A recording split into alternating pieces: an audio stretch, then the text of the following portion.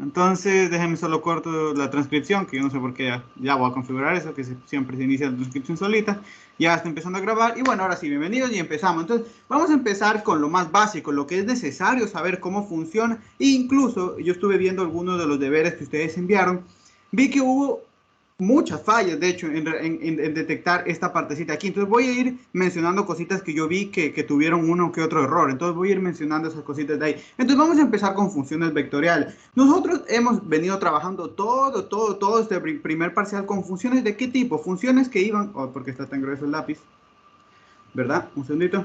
Este también, dos, este también está muy grueso, dos, ya. Entonces nosotros hemos venido trabajando ¿con qué? Con funciones que yo le entregaba a alguna UPLA, ¿verdad? Yo le podía entregar un punto en Rn, en R2, en R3, y lo que me regresara era un valor real. Es decir, nosotros trabajamos con funciones de qué? Que iban de U de Rn a R, ¿verdad? Ah, perfecto, que nosotros las habíamos denominado funciones escalares. Y se acuerdan que yo les había dicho que luego nosotros nos íbamos a encargar de qué? Nos íbamos a encargar de estudiar aquellas funciones que iban ahora de U de un conjunto que va de Rn, es decir, recibe puntos de Rn, pero ahora también entrega puntos de R. En este caso, para que no sea igual, pongámoslo de Rm. Ah, perfecto. Nosotros habíamos dicho que estas funcioncitas de aquí nosotros las llamábamos funciones, ¿verdad? Vectoriales. ¿Por qué? Porque yo estoy recibiendo literalmente puntos de Rm. Ah, perfecto. Entonces yo estoy recibiendo vectores. Es decir, por ejemplo, yo usualmente a las funciones vectoriales ya no se las denota como la f, ¿no? Se le suele utilizar por lo general una f mayúscula, ¿verdad?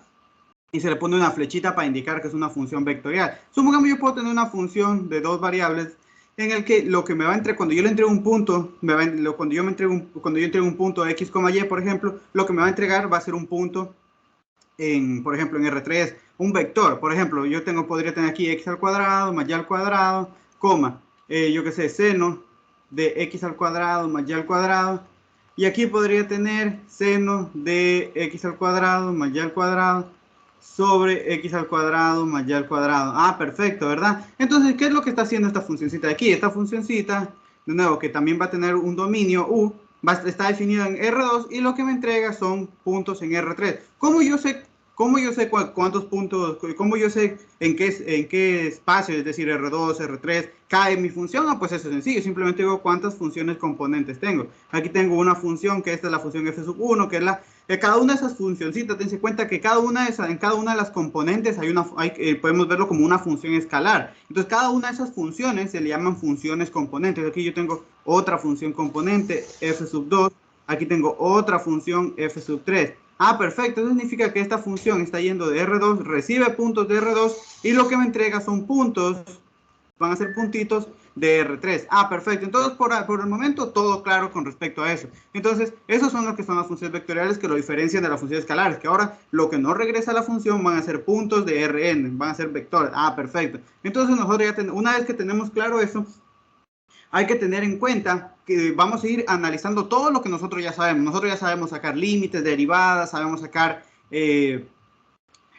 continuidad, todo eso vamos a analizarlo, pero para este tipo de funciones. Otra cosita, dentro de estas funciones vectoriales, aquí nosotros tenemos este tipo de funciones vectoriales que va de nuevo de Rn a Rm, donde obviamente aquí estamos diciendo que m sea mayor que 1, ¿no? Porque si no serían funciones escalares. Ahora bien, dentro de este tipo de funciones vectoriales hay una en particular, es decir, dentro de digamos, dentro de todo ese grupo de funciones vectoriales tenemos en las que este n es igual a 1. ¿Eso qué quiere decir? Que tenemos funciones que van de U de los reales a Rm. Estas funcioncitas de aquí son importantes. ¿Por qué son importantes? Porque son las funciones que van a venir y van a estar interviniendo cuando nosotros parametricemos. Es decir, nosotros parametrizar, tenemos que tener esto, cuando vayamos a parametrizar, lo que vamos a tener en mente es que vamos a estar trabajando con funciones vectoriales de variable real. ¿Por qué? Porque lo que yo le entrego a la función, por ejemplo, yo puedo decir que esta es una función vectorial, una que por lo general se usa la t, por ejemplo, podría ser coseno de t, seno de t, t. Entonces, dense cuenta, es una función vectorial porque me está entregando un vectorcito, pero de variable real porque yo lo que le ingreso Yo lo que le estoy ingresando es un valor t, un número real. Entonces a estas funcioncitas se le llama funciones vectoriales de variable real. Entonces nosotros ya en ese contexto, nosotros vamos a estar trabajando en este contexto de aquí, en el contexto en el que vamos a estar trabajando con funciones vectoriales y también con las funciones vectoriales de variable real, es decir, cuando reciben un número real y me regresan vectores. Perfecto, me regresan puntos en Rn. Ahora bien, entonces vamos a ir analizando todo lo que nosotros ya sabíamos con respecto a esto. Entonces, simplemente como para cerrar el concepto, una función vectorial, nosotros siempre vamos a tener funciones vectoriales que van a ser funciones que van a ir de Rn a Rm, tal que aquí yo voy a recibir, en mi caso de aquí, cuando estemos, en particular, estemos aquí, un segundito, cuando estemos trabajando con funciones de variable real, entonces aquí estas funciones reciben de nuevo un valor real t, un número cualquiera, y lo que me van a entregar son un vector o lo podemos ver como como un vector de m componentes. Entonces aquí voy a tener, aquí lo voy a poner de esta manera, x sub 1, o mejor dicho f le voy a poner para que quede más bonito el nombre. Aquí f sub 1 de t, f sub 2 de t hasta yo tener m funciones componentes. ¿Por qué? Porque yo tengo que tener un vector en Rm. Ah, perfecto. Entonces va a ser un vector de m componentes. Entonces cada una de nuevo de estas componentes le vamos a llamar función componente. Función componente también se le llama función coordenada. Ahora bien, ya vamos a ver para qué me sirve saber esas, para qué es importante saber cada una de estas funciones componentes. Entonces ya tenemos una idea de lo que estamos trabajando. Entonces, ya teniendo una idea de lo que estamos trabajando, entonces vamos a empezar a ver cosas que nosotros ya teníamos en mente. Primerito, cuando nosotros empezamos a introducir esto de funciones, ¿qué era lo primerito que a mí me interesaba de una función? Su dominio, ¿verdad? Yo tenía una función y yo quería saber su dominio. ¿Qué era el dominio de una función? Yo, por ejemplo, si yo tenía una función en el que había x al cuadrado, que estaba, por ejemplo, era 1 sobre x al cuadrado mayor al cuadrado, yo sabía que yo no le podía meter el punto 0, 0, porque eso, nosotros sabemos que la división para 0 no está contemplada. Entonces acá es exactamente lo mismo. Si yo tengo una función, por ejemplo, esta de aquí, yo voy a decir, yo tengo mi función f de t, que va a ser, por ejemplo, yo que sé, me imagino una función ahorita, por ejemplo, 1 sobre t, logaritmo de t, ¿verdad? Entonces tengo esta función de aquí. A mí me interesa saber cuál es el dominio de esa función. De hecho, hicimos un ejercicio parecido en el primer parcial. Si yo tengo una función vectorial, porque ahora lo que me va a entregar es un vectorcito, yo tengo una función vectorial de variable real. ¿Por qué de variable real? Porque recibe un número únicamente. Entonces yo tengo que el dominio de esta función van a ser todos los valores, reales, van a ser todos los valores reales para lo cual cada una de las funciones componentes tenga sentido. Por ejemplo, yo puedo decir, a ver, yo aquí, en esta función componente, yo digo, aquí lo único que falla es que t sea 0. Entonces aquí yo quiero que t sea diferente de 0. Es decir, en la primera componente, el único caso del único valor t que yo no le puedo ingresar, debe ser 0. Pero yo le puedo meter números positivos, números negativos y no pasa nada. Ahora bien, si yo analizo la segunda componente, yo digo, a ver, aquí yo no le puedo meter números negativos porque el logaritmo no está definido para números negativos. Es decir, aquí t tiene que ser mayor que 0. Ah, perfecto. Entonces, dense cuenta que yo tengo mi función componente f sub 1, yo tengo mi función componente f sub 2. En sí, ¿qué es lo que estoy haciendo? Yo le estoy sacando el dominio a cada función componente. Ah, perfecto. Y como yo quiero el dominio de la función f, entonces, ¿qué es lo que hago? Intersecto los dominios de cada una de estas partecitas de aquí, porque yo busco todos los valores t que satisfagan para la primera componente y para la segunda componente. Porque des en cuenta, aquí me sirven los negativos en la primera componente, pero acá no. Porque aquí me dice que t tiene que ser mayor o igual que 0. Ah, perfecto. Entonces, ¿qué es lo que yo hago cuando busco un dominio? Ah, perfecto. Yo aquí voy a tener, por ejemplo, aquí una función f de t, donde aquí yo tengo sus componentes, ¿no? X sub t, x sub 2 son sus funciones componentes. Supongamos que tengo, que es un vector en una función que llega en Rm, ¿verdad? Ah, perfecto. Entonces, ¿qué es lo que se hace? Cada una de estas funciones, por si acaso, son funciones escalares.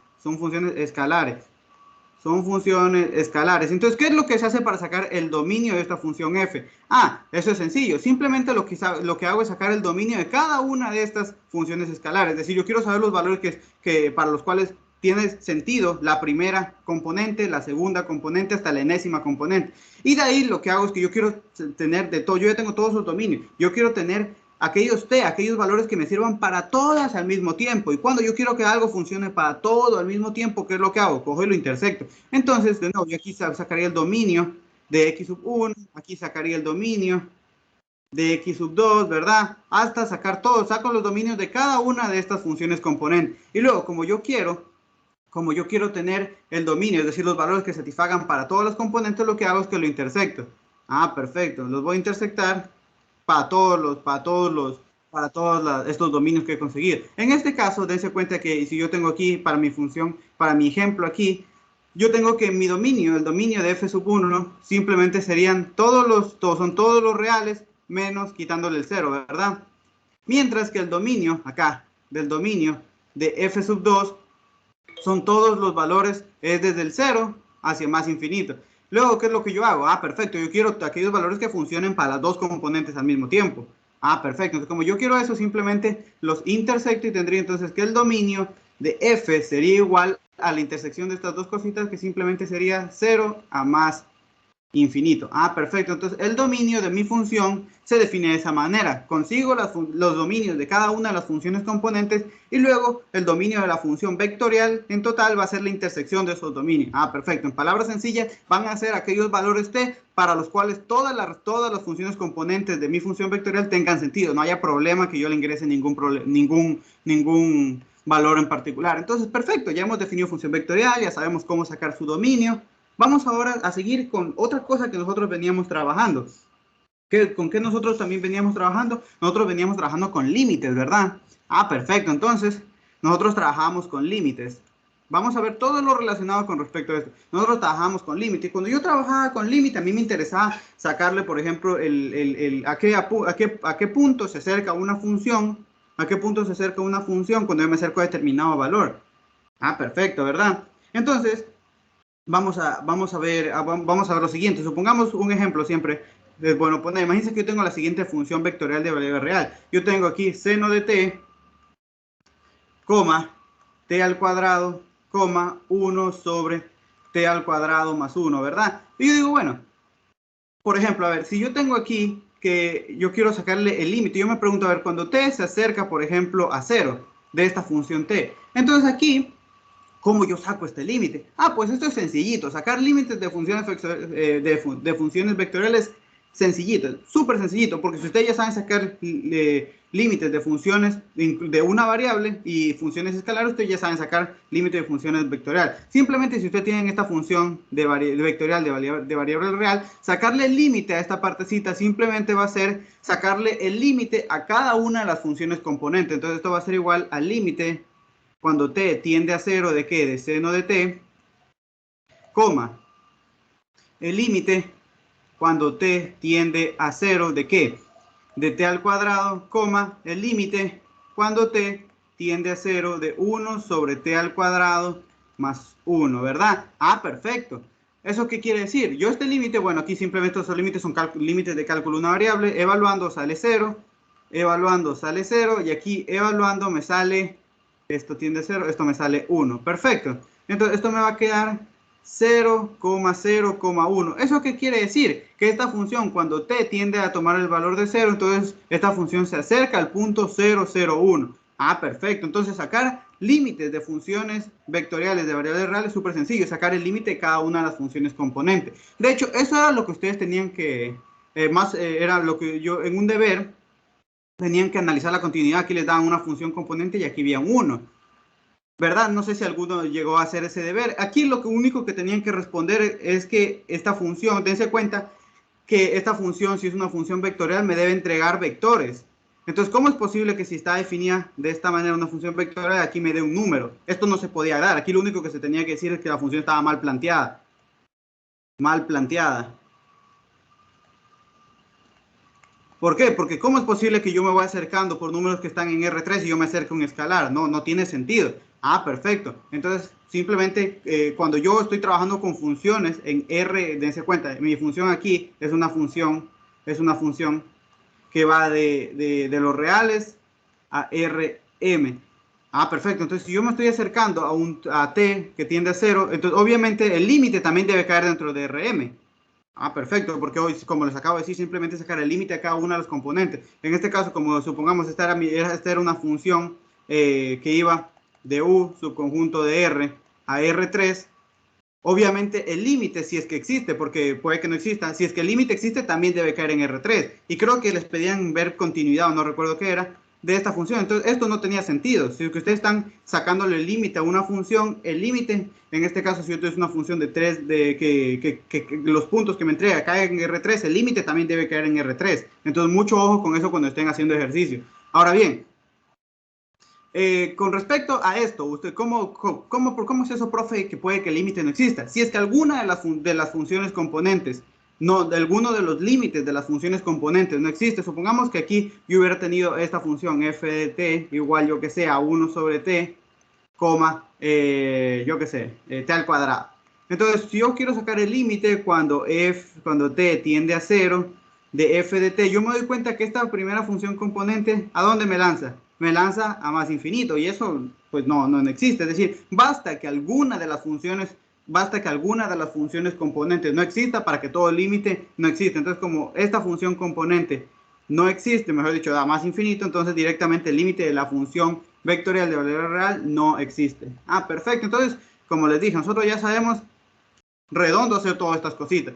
Ahora bien, para ponerlo un poco más técnico antes de pasar al siguiente tema, simplemente se dice que, bueno, si tenemos de manera general una función f que va de R, ¿verdad? A Rm, tal que siempre es bonito expresar así las cosas, mi función f de t tiene que, en este caso, m funciones vectoriales. Tengo aquí x sub 1 de t, coma, hasta llegar a x sub m de t, m funciones componentes. Perfecto. Entonces se dice lo siguiente. Entonces, el límite de la función cuando se acerca a un punto t sub 0 de mi función f de t, un segundito, f de t es igual a L, es un punto de Rm, se cuenta, de componentes L1, L2, L3 hasta llegar a Lm, ¿verdad? Sí y solo si, aquí es donde yo les decía, entonces el límite va a ser un determinado punto, sí y solo si, cada uno de los límites de las funciones componentes, es decir, límite cuando t tiende a t sub 0, de x sub i de t, es igual a L sub I. Es decir, cada una, el límite de esta partecita, por ejemplo, de 1, corresponde a este límite de aquí, 1. Para el segundo, también, para el tercero. Entonces, por eso simplemente lo pongo como un I arbitrario. X sub I es igual al límite, es igual a L sub I para todo aquí, para cuando I va entre 1 y m. Ah, perfecto. Entonces, palabras sencillas, ¿qué quiere decir esto? Que el límite de una función vectorial de variable real no es nada más que sacarle que el límite de una función, aquí clarito me lo dice, el límite de una función vectorial de variable real es un determinado punto de coordenadas L sub 1, L sub 2 hasta L sub m, si y solo si esas coordenadas se obtienen al momento que yo le sacar el límite a cada una de ¿qué? A cada una de estas funciones componentes. Ah, sencillo. Entonces, ya nosotros tenemos súper claro cómo sacar límite de una función vectorial. Entonces, sigamos ya saben que si tienen alguna dudita, alguna pregunta, pues simplemente me avisen. Entonces, antes de seguir, simplemente vamos a poner un ejemplo sencillo, ¿no? Supongamos que a mí me dan esta función f de t y me dicen, bueno, seno de t sobre t, si me dicen, mi función vectorial me están definiendo de esta manera, aquí me dicen t al cuadrado más 2t más 1 y me dan, yo qué sé, coseno de t. Ah, perfecto. Entonces me dicen, sácale el límite a esta función cuando t tiende a 0. Ah, perfecto. Entonces, como yo ya sé que qué es lo que tengo que hacer, tengo que sacarle el límite a cada una de las componentes, vengo y le saco. Entonces sería el límite cuando t tiende a 0 de qué, de seno de t sobre t, coma, el límite cuando t tiende a 0 de que de t al cuadrado más 2t más 1 y el límite cuando t tiende a 0 de coseno de t. Ah, perfecto. Entonces ahora simplemente este límite no, ya lo conocemos, es un límite notable, esto es 1, esto evaluando se hace 0, aquí me queda el 1 y coseno es 0, es 1. Ah, perfecto. Entonces, en la función, cuando t se acerca a 0, esta función vectorial se acerca al punto 1, 1, 1. Perfecto. Entonces, así tan sencillo sacar límite de una función vectorial. Entonces, obviamente, cuando yo ya empiezo a hablar, ¿de qué? Cuando yo empiezo a hablar de límites, ¿qué se me viene de una a la cabeza? Continuidad, ¿verdad? Entonces, yo me pregunto, a ver, ¿cómo yo defino la continuidad, por ejemplo, para una función vectorial de variable real, que es el contexto en el cual nosotros vamos a estar trabajando? Entonces, asociado a los límites, siempre viene, ¿qué nos viene a la cabeza? Continuidad. Ah, perfecto. Entonces, yo voy a hablar aquí de continuidad. Continuidad de una función vectorial de variable real. Entonces, vamos definiendo qué es lo que yo necesito para cómo defino la continuidad para una función vectorial de variable real. Ah, perfecto. Entonces, vamos a definir. Lo primerito que yo necesito siempre es trabajar con una función vectorial de variable real, ¿verdad? Entonces, sea f, una función que va de i, subconjunto de rm, de r a rm, ¿verdad? Entonces, vamos a ver. Aquí es súper sencillo porque la definición va a ser exactamente la misma a la que nosotros veníamos usando, cuando sacábamos límites. Es decir, se dice que una función f es continua en un punto t, o en un punto t sub 0, elemento de i, es decir, en un punto elemento del dominio, si el límite, aquí, el límite cuando t tiende al punto de la función, sea exactamente igual a la función evaluada en el punto. Ah, perfecto. Entonces supongamos que justamente esto era por ejemplo, es un problema que les podrían dar. Por ejemplo, imagínense que ustedes les dan la función definida de la siguiente manera. Por ejemplo, les dicen f de t es igual, imaginémonos a que sea, yo que sé, nos dicen que es seno de t, para ponerlo súper sencillo, ¿no? Seno de t, coma, yo que sé, 1 menos coseno de t sobre t al cuadrado, ¿verdad? Esto cuando t sea diferente de 0. Y aquí les dicen que justamente, que justamente en t0, yo que sé, que es el punto 1,1 medio. Entonces les preguntan, ¿esta función es continua? Es exactamente lo mismo que ustedes ya han venido haciendo. Ah, perfecto. ¿Cómo yo verifico si esa función es continua? Ah, pues es sencillo. Entonces digo, bueno, esa función es continua, es decir, esta función f de t, es continua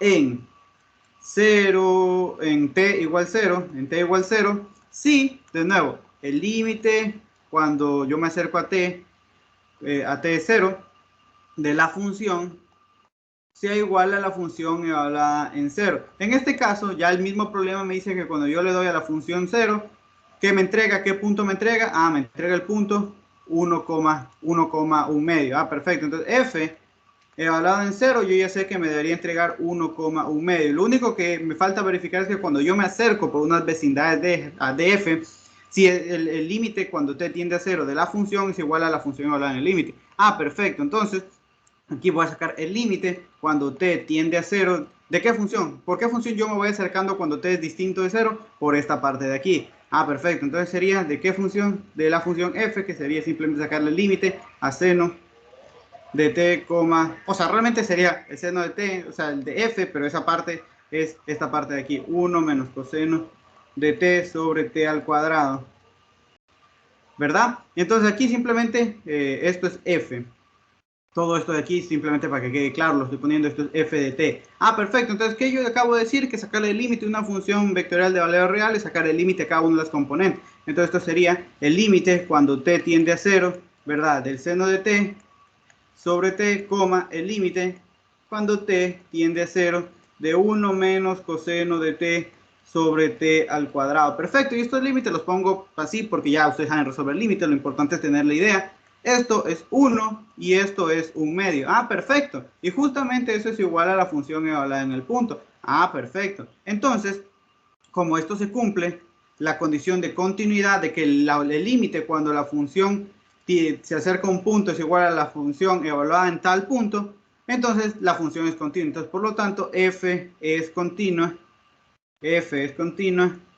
en t igual 0. Ah, perfecto. Y esto era lo que me parece un deber tenían que justificar de que obviamente esa función estaba mal planteada, porque era una función vectorial en R2 y en una parte les daba un vector, un punto, y en la otra le daban un escalar, y eso no tiene mucho sentido que lo hagan de esa manera. Entonces, f es continua en t igual 0. Perfecto, entonces ya tenemos qué es una función vectorial de variable real. ¿Qué más tenemos? Tenemos dominio, límites, continuidad. Ah, perfecto. ¿Qué venía después de continuidad? ¿Qué a nosotros nos interesa saber y que es algo súper importante y que ya empieza a ponerse interesante el asunto?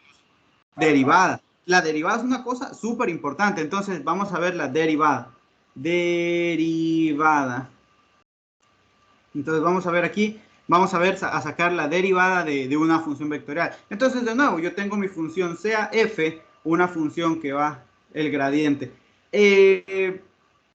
A ver, bueno, es que el gradiente realmente vendría a ser una derivada, porque simplemente es una función que solo depende de una única variable. O no, dame un segundito, déjame pensarlo. No, pues el gradiente se saca sobre funciones escalares. Mucho ojo con eso. Mucho ojo con esa partecita de ahí. El gradiente se saca sobre funciones escalares. Entonces, aquí estamos trabajando con funciones vectoriales. Acuérdate que hablar de derivada, cuando nosotros hablamos de derivada, nosotros tenemos funciones, por ejemplo, f de x, y igual, yo que sé, a x al cuadrado más y al cuadrado. Hablar de derivada, yo sí le puedo sacar el gradiente sin ningún problema. Pero cuando yo ya estoy hablando de funciones vectoriales, como por ejemplo, que puede ser esta función f de x, t, igual, yo que sé, a x elevado a la x, y, seno de x por y, ¿verdad? Y yo que sé, e elevado a la y, ¿verdad? Cuando yo ya hablo de funciones vectoriales, cuando yo quiero hablar del término en sí, derivada, yo ya tengo que hablar entonces de lo que se conoce como matriz hessiana, matriz jacobiana. Entonces, hablar de derivada en funciones vectoriales es hablar en términos de matrices. Hablar de derivadas en términos de funciones escalares es hablar, bueno, de derivadas parciales con respecto a x, con respecto a y. Perfecto, que es verdad, yo los puedo venir y puedo sacar el vector gradiente de esa función, pero cuando yo hablo de funciones, acuérdense, de funciones vectoriales, entonces yo tengo que sacar estas matrices, yo cuando quiero referirme a derivadas, lo hago por medio de las funciones jacobianas. En este caso la función jacobiana se construye, ¿verdad? Y donde en la matriz jacobiana contiene cada una de las derivadas parciales. Es una matriz que está compuesta por primeras derivadas parciales, que justamente la anterior semana estaba explicando cómo se construye esta matriz. Ah, perfecto. Entonces, mucho ojo con eso. Ahorita estamos trabajando con funciones vectoriales. Por eso es que cuando tú nunca has oído, sácale el vector gradiente a una función vectorial, ¿verdad? Entonces, mucho ojo con esa partecita de ahí. Entonces, ¿qué sería el gradiente? ¿Un vector o una matriz? Eso depende de la interpretación. A ver, hay gente que hay libros, hay ciertas partes donde las matrices te dicen una matriz es un vector. Hay profesores que te dicen, que consideran que una matriz es lo mismo que un vector. Hay otras personas que te dicen que no, que un vector es una cosa diferente de una matriz. Eso ya depende de la interpretación de cada profesor. Sí, pero sí, si yo puedo considerar que yo puedo tomar un vector como una matriz, sí, yo sí lo considero que sí. Por eso es que se puede dar la multiplicación entre un vector y una matriz. Porque si no, no tendría mucha lógica multiplicar vector por matriz. Yo lo considero así. Yo considero que sí, que un vector sí se lo puede ver como una matriz, bajo ciertas circunstancias y en la notación respectiva, ¿no? Porque como les mencionaba, en ciertos cursos, en este curso en particular, el producto punto lo toman, por ejemplo, yo quiero sacar el producto punto entre estas dos cosas, ¿verdad? 1, 1, 1, ¿verdad? Y yo lo saco, por ejemplo, con el vector 0, 1, 2. Pero en otros cursos lo toman que, por ejemplo, esto lo llaman A, ¿verdad? O puede ser una matriz y esto lo llaman un vector B transpuesta. Así lo ponen en ciertos libros. Si alguna vez tal vez ven otros cursos que utilizan sí mismo productos punto y todo esto, ¿no? A veces lo hacen así y, por ejemplo, aquí lo hacen como 1, 1, 1 y esto lo toman como un vector, como esto ya lo toman como una ya no como un producto punto, sino como una multiplicación de matrices, que a la final sigue haciendo lo mismo, te va a seguir sacando el mismo resultado, solo que ahora este lo vas a multiplicar así. Entonces estás viendo este vector, lo estás viendo este vectorcito de aquí como una matriz. Por eso te dije, eso depende del contexto, depende de, qué, de cómo esté trabajando. En este caso nosotros vamos a considerar que sí se puede efectivamente considerar un vector como una matriz, o por lo menos yo lo considero así. ¿Eso responde a tu pregunta? Sí, mister. Ya, perfecto. Entonces ya, con respecto a eso, entonces, ya siguiendo con respecto a la derivada. ¿Y por qué este concepto pega en el ojo? Porque este es el concepto literal primordial. En esta última semana, que ustedes si no saben derivar una función vectorial de variable real, no pueden hacer literalmente nada. Entonces, si yo tengo de nuevo una función que va, aquí no van 2 puntos, si yo tengo una función que está definida pues en los reales y me entrega valores en Rm, es decir, una función vectorial de valor real, ¿verdad? Entonces, ¿cómo yo voy a sacar, por ejemplo, a mí me interesa, yo tengo aquí esta función f de t, imaginemos, siempre bonito con el ejemplo, yo tengo, yo que sé, seno de t, aquí yo que sé, t al cuadrado más 1, y aquí yo que sé, tendría exponencial de t más 1, ¿verdad?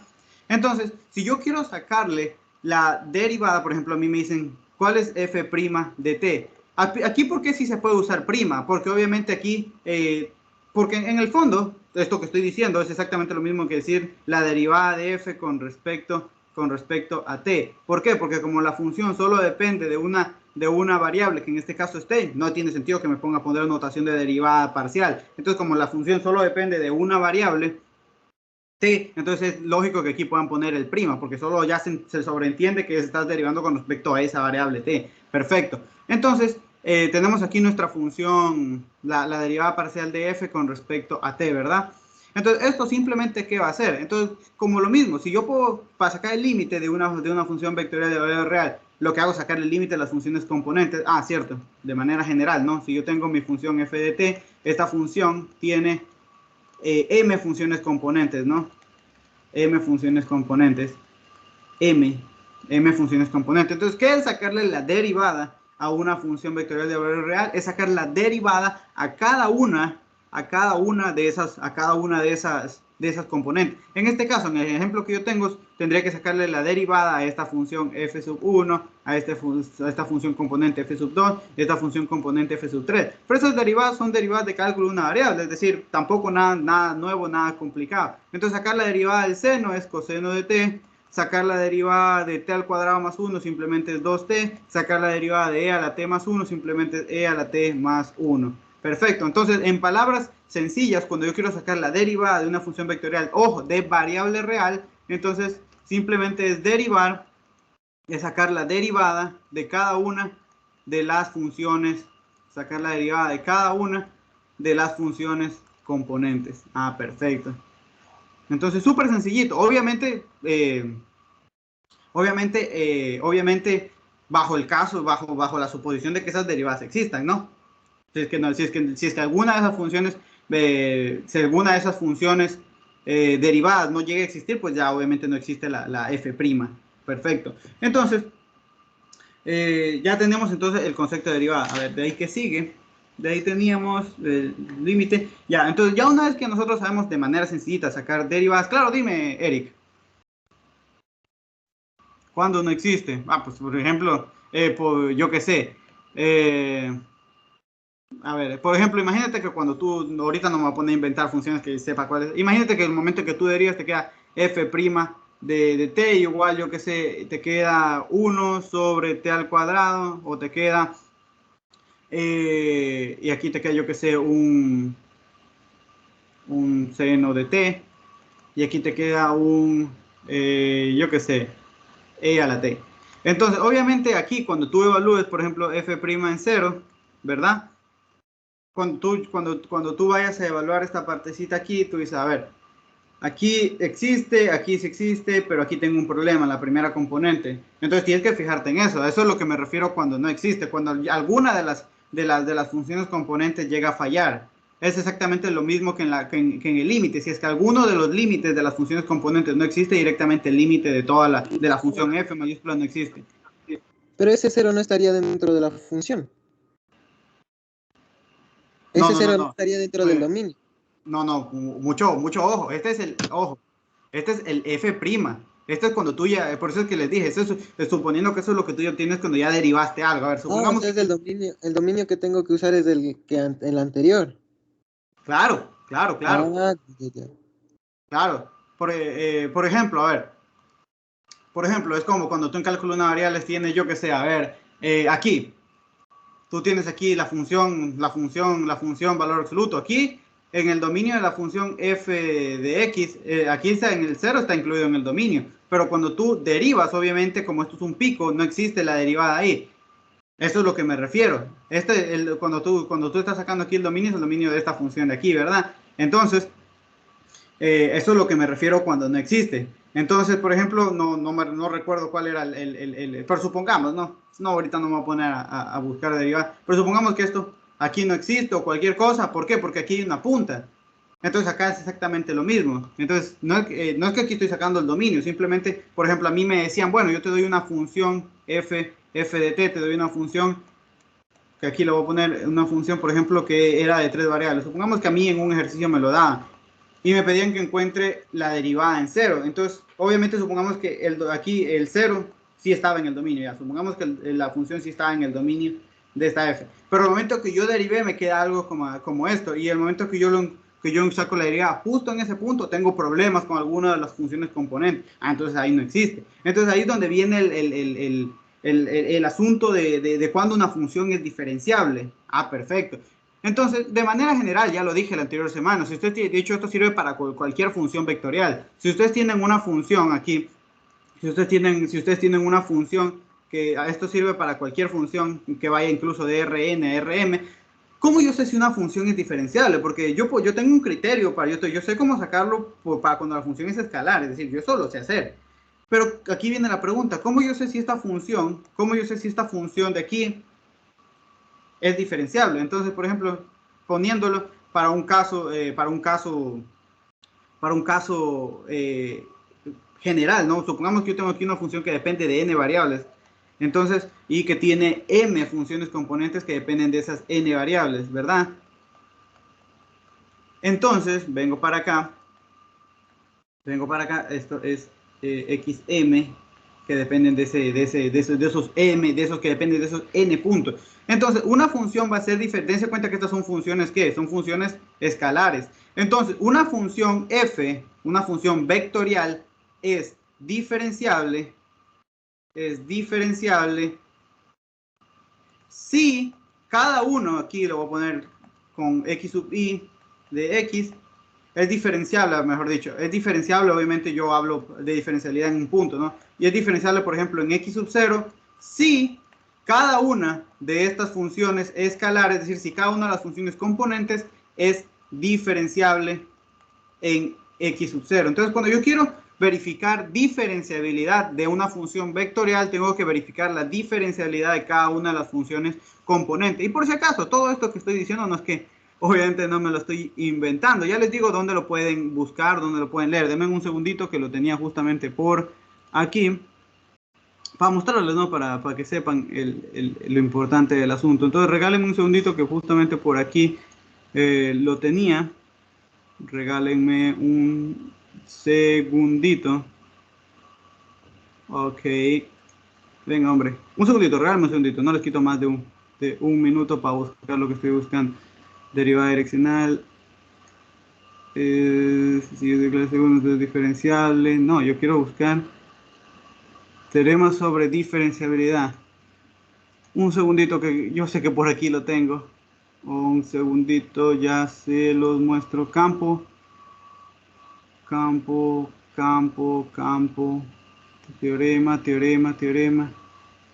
Teorema bajo las hipótesis. Un segundito. FT, diferenciable. A ver, un segundito. Venga, se lo quiero mostrar. Yo sé que por aquí lo tengo. Eh, Aquí está, perfecto. Justamente aquí. Qué bueno. Ahora sí, por si acaso, esto era lo que yo les decía, que este pague es interesante, ¿no? Entonces, aquí, en ponerle que el otro día estaba viendo la grabación y vi que no se leía nada. Este es el pack de nuevo de lo que les mencionaba de la Miss Soraya. Que aquí dice, si tú tienes una función vectorial, una función que va de Rn a Rm, donde, bueno, aquí tienes que el conjunto es abierto, ya sabemos abierto por topología que es, en Rn. Si tú tienes un punto del dominio, entonces la función f, esta función de aquí, f, va a ser diferenciable en el punto x sub 0 si y solo si cada componente escalar de la función f es diferenciable en x sub 0. Entonces, como yo, por ejemplo, de este problema de aquí, si yo tengo esta función de dos variables, f de x, y, yo cómo puedo saber si esta función es diferenciable. Ah, pues esto es sencillo. Cojo y veo si es que la función x por seno de y es diferenciable, y al cuadrado por e a la x diferenciable y x más y es diferenciable. ¿Y cómo? ¿Y cómo yo entonces verifico esto rapidito? ¿Cómo yo sé si cada una de esas funciones diferenciales? Y como que yo les recomiendo que lo hagan así. Si ustedes quieren ver si es que una función la manera, digamos, más sencilla de verlo, es, por ejemplo, a ver, si ustedes sacan la derivada parcial, de la primera componente con respecto a y, con respecto a x, con respecto a y, si la sacan con respecto a x, le sale seno de y, eso es una función continua, porque es el seno. Si la sacan con respecto a y, eso también es una función continua. Entonces, como las derivadas parciales de la primera función componente son continuas en cualquier punto, entonces esa función es de clase C1, y toda función de clase C1 es una función diferencial. ¿Sí ven? De una. Primera función, primera componente, Pero diferenciable. aquí es diferenciable no porque sea continua, sino porque es de clase C1, ¿no es cierto? Efectivamente, efectivamente. Porque cada una de sus funciones componentes, si ustedes sacan las derivadas, se van a dar cuenta que son funciones continuas. Entonces, Y si aquí, no de fuera hecho, continua, más ahí sí arribita puedo decir. dime. Si no fuera continua, ahí sí no puedo decir. Por ejemplo, que tuviera una asíntota, que no estaba dentro de su... Claro, ahí tendrías que, ahí sí te tienes que tirar el dolor a verificarlo en el punto, utilizar algún criterio de diferenciabilidad que no sea el que te estoy diciendo. Pero el que te digo es, digamos, el que puedes usar a primera mano. Tú sacas las derivadas parciales y dices, ah, bueno, eso es continuo. Entonces, si es de C1, es diferencial. Si es que no, ahí sí te tienes que tirar el dolor a buscarlo punto a punto, como lo sabemos hacer a veces. O sea, para analizarlo a veces en un punto en específico. Pues si es que hay algún problema, por ejemplo, de como tú dices, de que, bueno, por si acaso, aquí hablar de asíntotas no es tanto un término adecuado, porque asíntota se habla en cálculo de una variable. Aquí, como no estamos hablando tanto de asíntotas cuando estamos hablando de funciones vectoriales, porque no es tanto la notación que se usa, porque ya no hablamos de una recta a la cual se acerca una función. Aquí estamos hablando de funciones en, en, en varias variables. O sea, yo te entiendo lo que me tratas de decir, ¿no? Pero por si acaso, no es el término, aquí nunca se habla, nunca vas a oír hablar de una asíntota, porque eso se queda en cálculo de una variable, porque una asíntota es una recta a la cual tiende la función en el infinito, ¿no?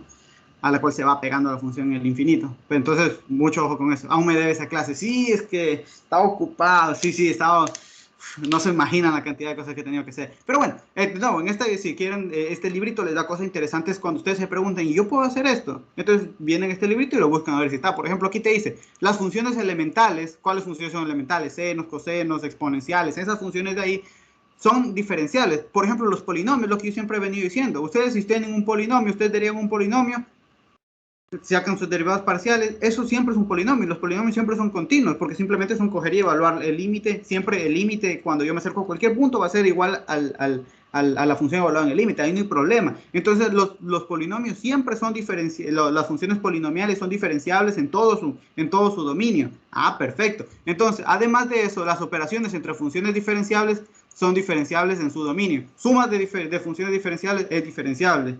Ah, perfecto. Entonces, resta de funciones diferenciales, producto de funciones diferenciales, diferencial. Entonces, mucho ojo con eso.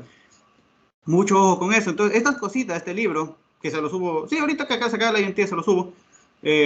O a veces, si es que me olvido, háganme acuerdo, ¿no?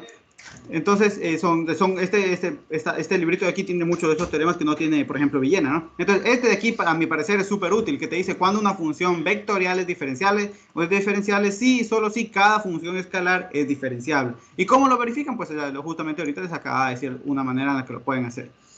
Entonces, sigamos, ¿no? Entonces, andamos con el tiempo. Vamos y sigamos. Entonces, una función es diferenciable en un punto si cada una de las funciones componentes es diferenciable. Perfecto. Y por último, ahora ya vamos a empezar con lo ya vamos a empezar con lo interesante que es empezar a parametrizar, pero para parametrizar teníamos que tener todo esto primerito claro. Entonces, ahora bien, vamos a hablar de lo que se conoce como trayectoria, camino, que mucha gente lo confunde con gráfico, geometría, gráfico, traza, gráfico y traza, no es lo mismo, entonces vamos a ir explicando. A ver, primero, aquí ya me empieza a sonar términos que vamos a utilizar incluso cuando estemos trabajando con el teorema de Green y todas esas cosas al final. Entonces aquí vamos a hablar de trayectoria o camino. Entonces, ¿qué es una trayectoria o camino? Bueno, una trayectoria o camino, si yo tengo una función, sea f, si yo tengo una función que está definida en mi subconjunto de Rn a R, de nuevo, una función de variable, una función vectorial de variable real, continua, tiene que ser continua, ¿no? Porque si no es como que habría discontinuidades en el camino, entonces por eso es que se pide continuidad. Si yo tengo una función que sea continua, entonces se llama, esta función vectorial se llama trayectoria o camino en Rn si esta f de aquí está definida, si esa f está definida en un conjunto I que sea un intervalo cerrado, un intervalo de la forma A, B, ¿verdad? Entonces, en palabras sencillas, un camino, una trayectoria no es nada más que una función vectorial continua en donde su dominio es un intervalo cerrado. Ya vamos a ver por qué es necesario que sea cerrado. Es necesario que sea cerrado porque ¿qué es lo que hace una función? ¿Qué es lo que hace una función? Y de hecho en esto se basa parametrizar. Nosotros conocemos curvas de toda la vida. Bueno, no de toda la vida, pero por ejemplo, yo conozco aquí una circunferencia, ¿verdad? Yo tengo aquí una circunferencia. Yo también podré, por ejemplo, en el espacio podría tener una curva que va de aquí hacia acá, ¿verdad? Entonces, ¿qué es lo que hace en sí? ¿Qué es lo que hace qué es lo en sí lo que nosotros vamos a llamar un camino o trayectoria? Va a ser una función que está definido en un conjunto I de manera que yo puedo trazar un camino. Entonces, por ejemplo, una función en este caso vectorial, por ejemplo, aquí yo podría plantear aquí una función definida, por ejemplo, ya vamos a ver por qué es de 0 a 2pi, que vaya a R2. Entonces, esta función lo que va a hacer es, de aquí me va a ir dando vectores, ¿verdad? Me va a ir dando vectores que van a ir recorriendo toda esta circunferencia. Ah, perfecto. Entonces, por eso es que yo necesito que este I sea cerrado. Porque si es que yo, por ejemplo, aquí también esta funcioncita, aquí yo puedo definir una función también f en un conjunto cerrado. Imagínate que sea, yo que sé, 0,1.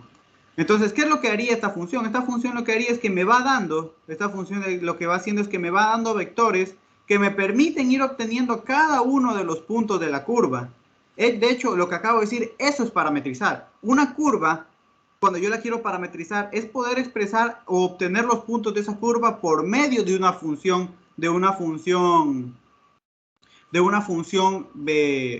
vectorial. Porque nosotros sabemos, por ejemplo, a ver, yo tengo aquí que x al cuadrado más y al cuadrado igual a 1. Nosotros sabemos de toda la vida que esa es la ecuación de una circunferencia. Entonces, por ejemplo, yo me pregunto, a ver, o yo quiero obtener un punto, yo digo, a ver, yo tengo, por ejemplo, aquí un punto x sub 0 y y sub 0. Para yo verificar si ese punto cae en la circunferencia, entonces yo tendría que coger esto, reemplazarlo acá. Si la suma de esos cuadrados es 1, yo sé que ahí pertenece. Pero digo, a veces imagínense que nosotros en el contexto de lo que vamos a venir trabajando, a mí me interesa, por ejemplo, derivar, o a mí me interesa sacar, vamos a ver que podemos sacar, a las curvas también le podemos sacar algo que se llaman vectores tangentes, pero para sacar vectores tangentes tengo que derivar. Entonces, tener una ecuación para este conjunto de puntos, de ese cuenta, yo digo, ¿cómo derivo esta ecuación de aquí? No digo, no, como que no me sirve tanto. ¿Qué es lo que puedo hacer? Ahora, cuando uno parametriza, lo que intenta hacer es caracterizar o encontrar la misma región de puntos, es decir, la misma circunferencia, pero por medio de una función vectorial. Eso es parametrizar. Encontrar los mismos puntos, pero por una función vectorial. ¿De cómo? De manera que la función vectorial, a medida que va tomando los valores, date cuenta, a medida que va tomando los valores, aquí, a medida que va tomando los valores en ese intervalo cerrado, es que me va a ir dando los puntos, donde obviamente va a haber un inicio cuando tome el valor 0 y va a haber un final. Ah, perfecto. Entonces aquí yo voy a poder ir construyendo, voy a poder conseguir todos los puntos de esa curva por medio de mi función vectorial. Eso es lo que hace cuando nosotros hablamos de parametrizar. Entonces, en sí, ¿qué es una trayectoria o camino? Es una función continua donde su dominio es un intervalo cerrado. Perfecto, entonces ya tenemos eso. Ahora bien, con respecto a eso, entonces empecemos a hablar un poquito. Entonces yo voy a tener una función que está definida en un conjunto I, es decir, un conjunto, un intervalo cerrado de subconjunto de los reales que va a Rm, ¿verdad? Entonces, vamos a decir, yo ya tengo eso, yo sé que eso yo lo voy a llamar, siempre que mi función está definida en un conjunto cerrado, yo lo llamo que trayectoria de camino, perfecto. Otra cosa, ¿por qué es necesario que sea continua? Porque obviamente, si yo quiero construir o yo quiero obtener entonces todos los puntos de una curva, si la función es discontinua, pues yo tendría entonces huecos, ¿no? Entonces yo, por ejemplo, aquí podría haber un hueco, y acá viene otro hueco, y aquí puede haber un espacio donde no haya. Entonces, ese no es el punto, por eso es que se pide que la función sea continua. Perfecto. Entonces, ahora bien, vamos a decir lo siguiente, vamos a ir poniendo algunas notaciones sobre la mesa. Lo primerito que nosotros decimos que f evaluado en el primer, digamos, en el primer elemento de ese intervalo, es decir, en el borde f de a, es lo que nosotros le vamos a llamar, es lo que nosotros le vamos a denominar punto inicial. Punto inicial. F evaluado en A, es decir, en el extremo izquierdo del intervalo, es lo que nosotros vamos a llamar punto inicial. Ahora, obviamente la lógica que les dice que F evaluado en B es lo que nosotros le vamos a llamar entonces punto final. Perfecto. Entonces yo ya tengo claro eso. Ahora bien, vamos a clasificar las trayectorias y mucho ojo con esto, porque esto luego se los piden en el teorema de Green o muchas veces no se acuerdan que, ¿qué era esto? O ¿qué era que significaba que esto sea esto? Entonces vamos a clasificar. Vamos a clasificar a las funciones. Yo voy a decir que una función, si el punto final, date cuenta, si el punto final es igual al punto final, si el punto inicial es igual al punto final, entonces vamos a llamar a esa que vamos a decir que vamos a tenemos una trayectoria cerrada. Perfecto. ¿Qué quiere decir? Yo por ejemplo aquí tengo mi función, voy a tener una función, y digo, aquí tengo mi punto, yo por ejemplo tengo esto, y vengo para acá. Entonces, cuando yo evalué f de a, tuve este puntito aquí, luego seguí evaluando en el resto del intervalo, y cuando llegué a f de b, llegué al mismo punto, ¿verdad? Llegué a f de b. F de b, es decir, el punto de inicio y el punto final que yo obtuve por medio de la función eran el mismo. Perfecto. ¿Eso qué significa? Que tenemos una trayectoria cerrada. El punto donde inicio es el mismo punto donde termino. Es cerrado, es cerrada la trayectoria. Perfecto. Entonces, por ejemplo, si yo tuviera aquí esta trayectoria, obviamente este es mi punto f de a y este es mi punto f de b. Esta trayectoria no es cerrada porque obviamente este valor de aquí es diferente del de acá. Perfecto. Entonces, ¿por qué a veces a mí me piden que la trayectoria sea cerrada? Por ejemplo, en el teorema de Green, una de las hipótesis que se usa en el teorema de Green, en el teorema de Gauss, en el teorema de Stokes, que son los teoremas que se ven en la última semana del curso, dicen CAC una trayectoria cerrada. Perfecto. Entonces tú ya tienes que saber que es una trayectoria cerrada, porque aquí esto lo vuelven a ver allá, en la última semana del curso. Entonces, ¿qué es que una trayectoria sea cerrada? Que el punto final sea igual al punto inicial. Perfecto. Ahora bien, eso es lo primero. Ahora bien, vamos a ver otra cosa. Vamos a ver qué es lo que se conoce que una función f sea simple. Entonces, si una función f, si mi función vectorial es inyectiva, entonces la llamamos o decimos que es, aquí coma, entonces es una trayectoria simple. Entonces, ¿qué quiere decir que algo sea inyectivo? Nosotros recordamos, y de hecho la lógica lo dice así, una función es inyectiva si es que es 1 a 1, es decir, a cada elemento del dominio le corresponde una única imagen. Entonces, a ver, ¿cómo yo puedo imaginarme algo que no, por ejemplo, yo tengo aquí una función, una trayectoria, imagínense que viene para acá y viene para acá. Eso es, dense cuenta, a cada valor que yo, por ejemplo, que yo le voy dando, a cada valor que yo voy tomando del intervalo, recuérdense que la función estaba definida para t, donde t variaba en un intervalo abierto a, b. Entonces, a medida que yo voy tomando esos valores, entre A y B yo voy obteniendo todos estos puntos. Yo voy obteniendo por medio de la función todos esos puntos. Entonces dense cuenta que aquí ningún punto se repite. Entonces dense cuenta, aquí viene este, viene el de acá, viene el de acá, viene el de acá. Cuando una, por ejemplo, cuando una curva cuando una curva, por ejemplo, no es inyectiva, cuando hay cruces. Imaginemos que ahora mi curva cae en R2, vengo para acá y ¡pum! Aquí se cruza. ¿Eso qué quiere decir? A ver, imagínate que la función está definida en 0,1, ¿verdad? O en 0,10, para que quede más claro. Entonces, imagínate que aquí venías y justamente F, o yo que sé, en 1, te dio este punto de aquí. Ah, perfecto. Te dio ese punto de ahí. Y tú dices, ah, bueno, vengo, seguiste evaluando para el resto de puntos. Imagínate que aquí justamente en F, evaluado en 9, te dio ese mismo punto. ¿Eso qué quiere decir? Que cuando tú evaluaste la función en 1 y en 9, te va a quedar el mismo punto, lo va a llamar P. Y eso no es una función inyectiva, porque una función inyectiva es 1 a 1. Entonces, cuando una función es inyectiva, lo que me genera son trayectorias simples. Son trayectorias que no tienen cruces, que no se van a cortar. No se van a cortar. Es decir, que no van a haber dos tiempos, por así decirlo. No van a haber dos t diferentes que me den el mismo punto. Ah, perfecto. Entonces, ese tipo de cuando la función es inyectiva, se conoce. Entonces vamos a tener la vamos a llamar trayectoria simple. Ah, perfecto. ¿Y a mí para qué me sirve la trayectoria simple? De nuevo, porque cuando estemos trabajando con el teorema de Stokes, en el teorema de Gauss, pide que además de que la función sea cerrada, sea una función simple. Es decir, que no hayan cruces entre la curva. Ah, perfecto. Y ahora vamos a ver, obviamente, lo siguiente, combinando las dos condiciones que teníamos anteriormente. Si la función f, si el punto final es igual al punto inicial, ¿verdad? Si el punto final es igual al punto inicial y f es inyectiva, entonces se dice que es una trayectoria cerrada y simple, o cerrada simple, ¿no? No le quisiera meter mucho nombre al asunto aquí. Entonces, por ejemplo, cuando una trayectoria es cerrada y simple, no, sencillo, vengo para acá, inicia, viene para acá y vuelve al mismo punto. Entonces, dense cuenta, aquí f de A es igual a f de B. Y además, esta curva no tiene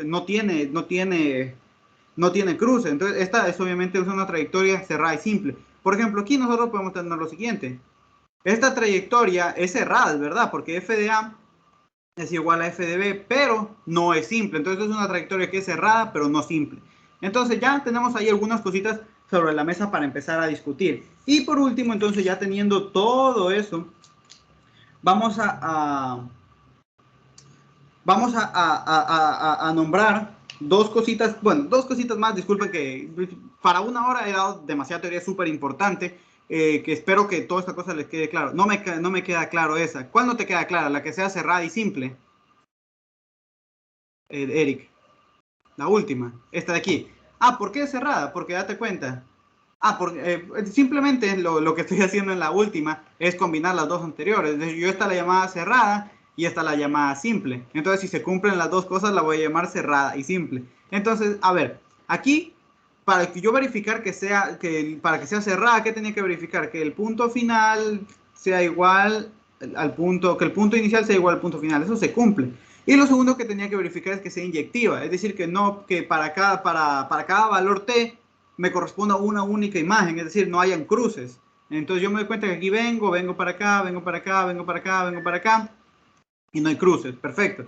Ahora bien, esta función de acá es cerrada porque el punto inicial es igual al punto final, pero aquí tengo un problema, porque aquí yo me doy cuenta que, por ejemplo, cuando yo le dé, por ejemplo, f, hablaba en un valor t sub 0, yo vengo, entonces estaba sacando los puntos, aquí obtuve este punto, vengo, sigo tomando valores de t, y acá cuando esté un valor f, por ejemplo, un f t sub 2, es decir, con otro t, obtengo el mismo punto, porque vuelvo a pasar por ahí mismo. Entonces yo aquí estoy teniendo que para dos t diferentes, estoy obteniendo el mismo punto. Entonces esa función no es inyectiva, y por lo tanto no es simple. Mister, pero en A y B toman el mismo valor. Sí, pero es que creo que la sección simplemente es en el borde. De hecho, déjame te confirmo eso. Sí, la sección, déjame te confirmo, que justamente lo tengo aquí, la única partecita donde puede ocurrir eso es en el borde. Entonces, a ver, por aquí estaba, traza, curva. Sí, si es que FDA y es inyectiva, entonces tenemos una trayectoria cerrada. El único punto donde te puede dar esa partecita de ahí es en... eh, a ver, ¿qué es lo que trato? A ver, ¿qué es lo que trato de decir? A ver, cuando yo me refiero que FDA es igual a FDB, de hecho ahí hay una, digamos, una pequeña, no disputa, ¿no? Pero en el sentido de la trayectoria, a veces cuando ahí lo vamos a ver parametrización, hay gente que pone que T pertenezca entre 0 y 2pi y aquí lo pone abierto porque efectivamente es lo que tú me dices. Ahí sí sería inyectiva porque obviamente no se chocan al final. Pero hay gente que le pone T entre 0 y 2pi, porque aquí lo que se trata es verdad, ahí tú tendrías que el punto final pues igual al punto final, igual, el punto inicial es igual al punto final, el punto final es igual al punto inicial y la función es cerrada, para que sea cerrada. Pero para que sea inyectiva, los únicos puntos donde se puede dar que sean el mismo valor, para que sea cerrada, es en el borde.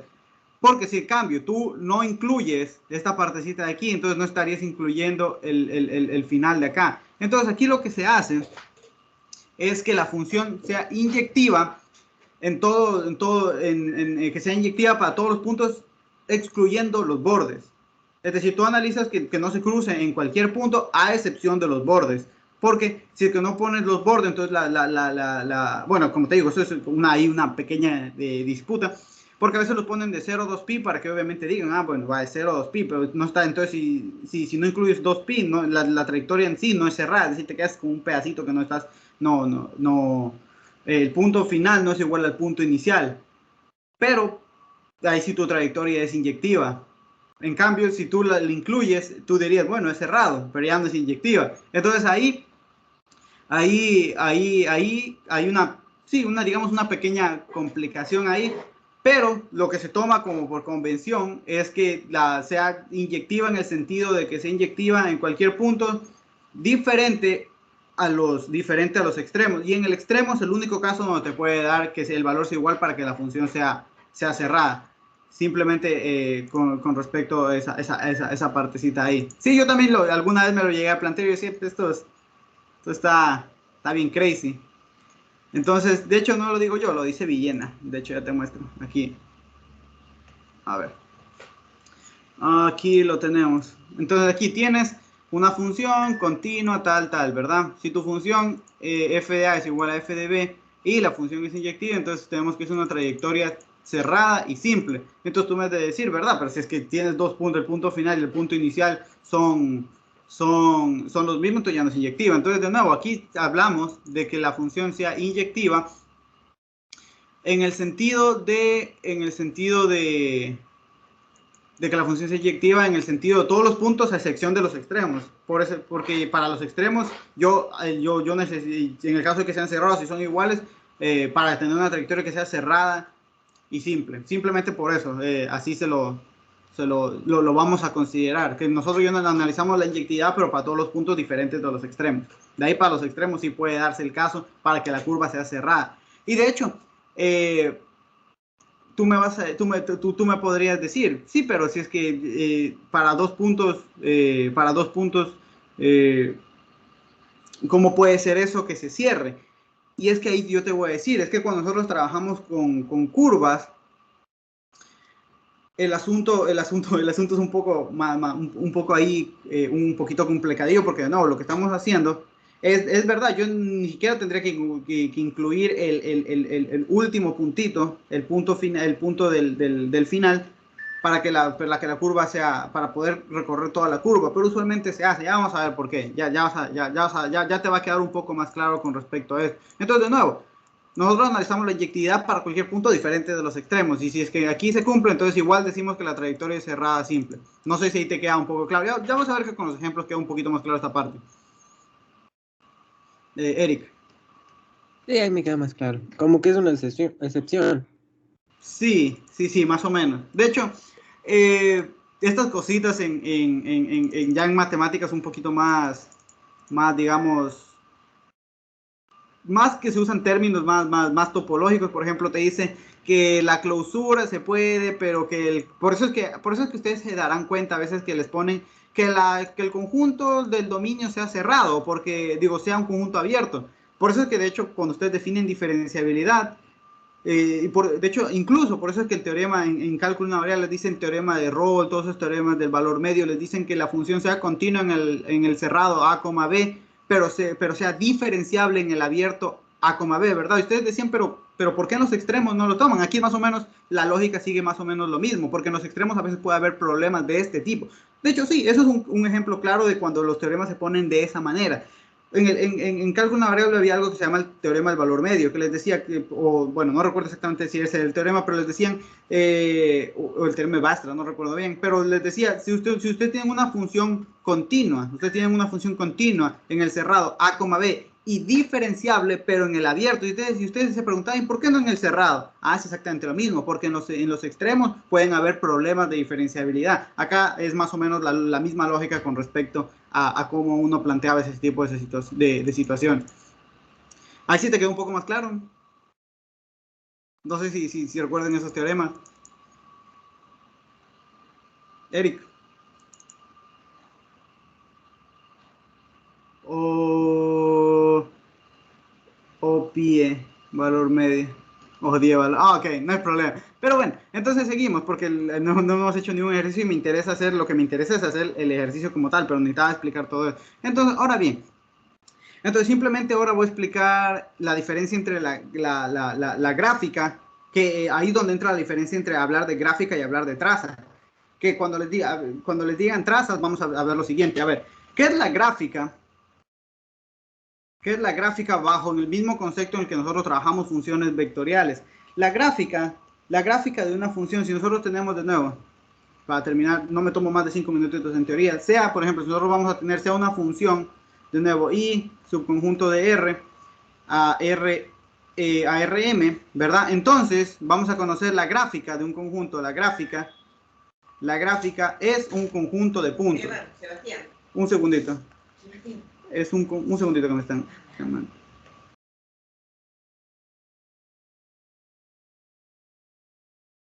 Entonces, la gráfica va a ser un conjunto de puntos. Es el conjunto de todos los puntos de la forma que. Es el conjunto en el que la primera componente va la variable independiente y en el resto va el resultado, ¿verdad? El f de t. De hecho, esta misma lógica, ¿verdad? Cuando es un conjunto de puntos, es decir, cuando nosotros hablemos de gráfica, es un conjunto de todos los puntos de esta forma, donde t es obviamente elemento de i, es elemento del dominio. Pero ojo, aquí ¿por qué no se usa? ¿Por qué uno no dice la gráfica en vez de decir la traza o la curva? Por esto, porque nosotros cuando trabajamos con funciones, por ejemplo, escalares, teníamos que aquí era x, y, f de x, y. Ustedes saben decir el punto, los puntos, las variables independientes y el resultado, ¿verdad? Entonces aquí era, ¿qué les iba a dar? Un vector en R3. Entonces, ¿qué era lo que ustedes hacían? Si ustedes tomaban un punto x, y, por medio de la función iban a obtener un punto, entonces de la forma componente x, componente y, componente f de x, y. Pero, ¿por qué acá no pasa eso? Porque acá aunque se llama gráfica, realmente es un conjunto que se llama gráfica porque se le ha puesto ese nombre, para seguir la misma lógica que se seguía. Porque cuando funciones vectoriales sí sirve el asunto, solo que en este caso esta función t no representa una variable, por así decirlo, espacial, no me representa una coordenada, me representa un número real que, por ejemplo, a veces suele ser tiempo. Por ejemplo, a veces puede ser una variable espacial. Entonces, ¿cómo yo grafico eso? No tiene sentido. Entonces, bajo la misma lógica, las gráficas simplemente son todos los puntos o son todos los puntos de la forma en la que las primeras componentes son las variables independientes y de ahí viene el resultado. Pero de nuevo, esto de aquí, como t, a veces representa variables temporales, a veces esa función puede ser que esa función mida tiempo, entonces esto yo no lo puedo graficar, es decir, esto no se grafica. Pero entonces ahí es donde entra la importancia de la traza, donde la traza sí que sí se grafica. Entonces, como a veces esto puede ser tiempo. Entonces yo digo, perfecto, entonces no me sirve eso. Entonces yo ahora digo, entonces yo quiero, por ejemplo, yo quiero obtener, pues obviamente los puntos al momento que yo utilizo la función, ¿cuáles son los puntos? Eso es lo que se conoce como la traza. Entonces la traza vamos a ver la traza. Y para cerrar, la traza no es nada más si yo tengo una función, sea f de u, que va de los reales a rm. Entonces la traza no es nada más que el conjunto de las imágenes. Entonces la traza de una función, ¿verdad? Entonces son todos los f de t, ¿verdad? Elementos de R, en este caso Rm, son todos los puntos de Rm, tal que T pertenece al dominio, donde este U es el dominio, por si acaso, el dominio de esa función f.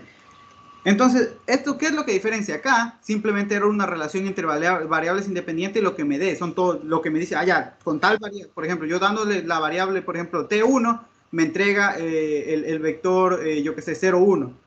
Perfecto. Entonces, esto pertenece a la gráfica. Pero cuando yo hablo de traza, yo estoy hablando de la imagen, únicamente de la imagen. Entonces, por ejemplo, para todos los puntos T, entonces, ¿cuál es la imagen? Entonces, como yo les decía, si ustedes tienen aquí, cuando ustedes vayan teniendo todo, cuando utilicen la función vectorial, entonces todos estos puntitos de aquí que van obteniendo, que forman la curva, es lo que se llama traza.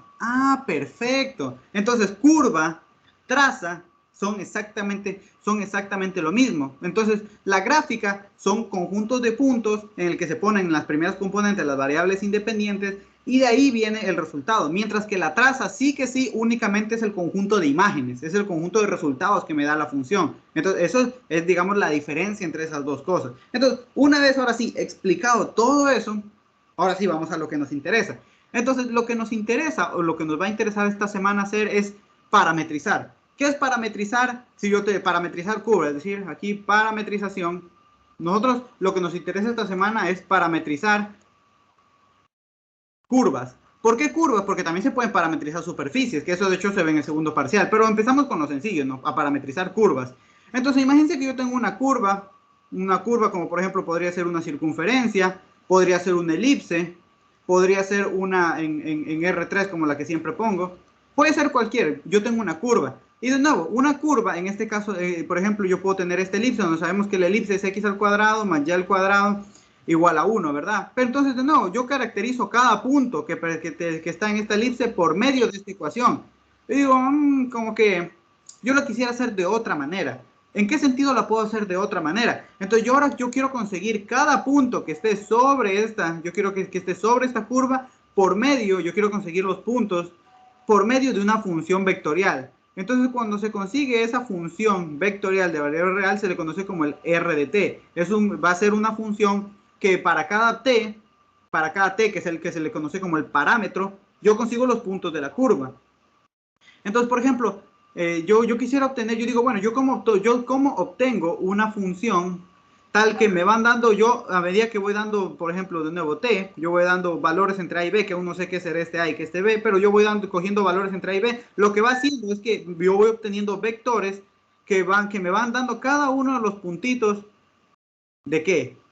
De mi curva, ¿verdad? Entonces voy obteniendo todos estos puntitos. Entonces dense cuenta, ya no uso esta ecuación para caracterizar o obtener los puntos, sino que lo uso por medio de una función. Yo voy a obtener todos los puntos de esa curva por medio de una función vectorial, que por medio de vectores me van a ir dando los puntos que están sobre esa curva. Perfecto. Ahora la cuestión es, acá es una pregunta, antes de seguir, acá es exactamente lo mismo. Yo voy consiguiendo vectores que me van a ir dando cada uno de los puntos de la curva. Ahora la pregunta que viene a juego es, ¿cómo parametrizo? ¿Cómo parametrizar? ¿Cómo parametrizar una curva?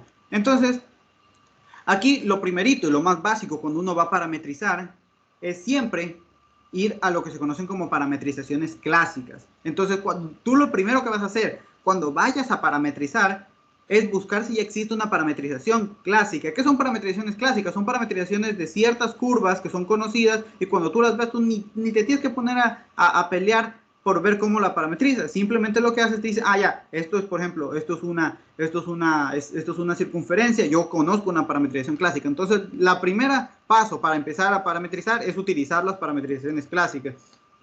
Más o menos como cuando tú quieres sacar límites, entonces tú lo primero que haces es aprenderte los límites notables, que cuando tú lo ves, tú dices, ah, ni para qué ponerme a hacer toda la demostración, yo ya sé que eso es un límite notable y yo ya conozco su resultado. Acá es lo mismo, si yo veo una curva conocida, entonces yo puedo utilizar la parametrización clásica. Entonces vamos a empezar con las parametrizaciones. Parametrización clásica. La clásica...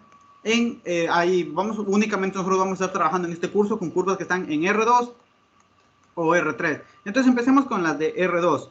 Entonces la curva más sencilla y más fácil, y digamos que es la que más se usa, es la de la circunferencia. Es decir, cuando mi curva C es una circunferencia, va a ser una circunferencia que va a tener un radio R y va a estar centrada en H, K. Entonces, de nuevo, yo aquí voy a tener una circunferencia de radio R y centrada en H, K, pues en este caso podría ser en 0, 0. Entonces, si yo quiero conseguir una función vectorial para la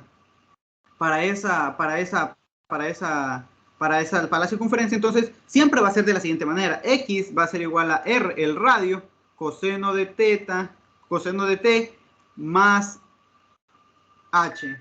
Y acá Y va a ser igual a R, seno de t más K. Y esto es lo chévere, que cuando uno parametriza siempre tiene que también indicar el parámetro, de dónde varía tu parámetro. En este caso T varía siempre, eso es lo chévere de las parametrizaciones clásicas. Ya van a ver que luego en otras parametrizaciones que uno mismo tiene que hacer, además de encontrar la parametrización, tiene que encontrar de dónde a dónde te varía tu T.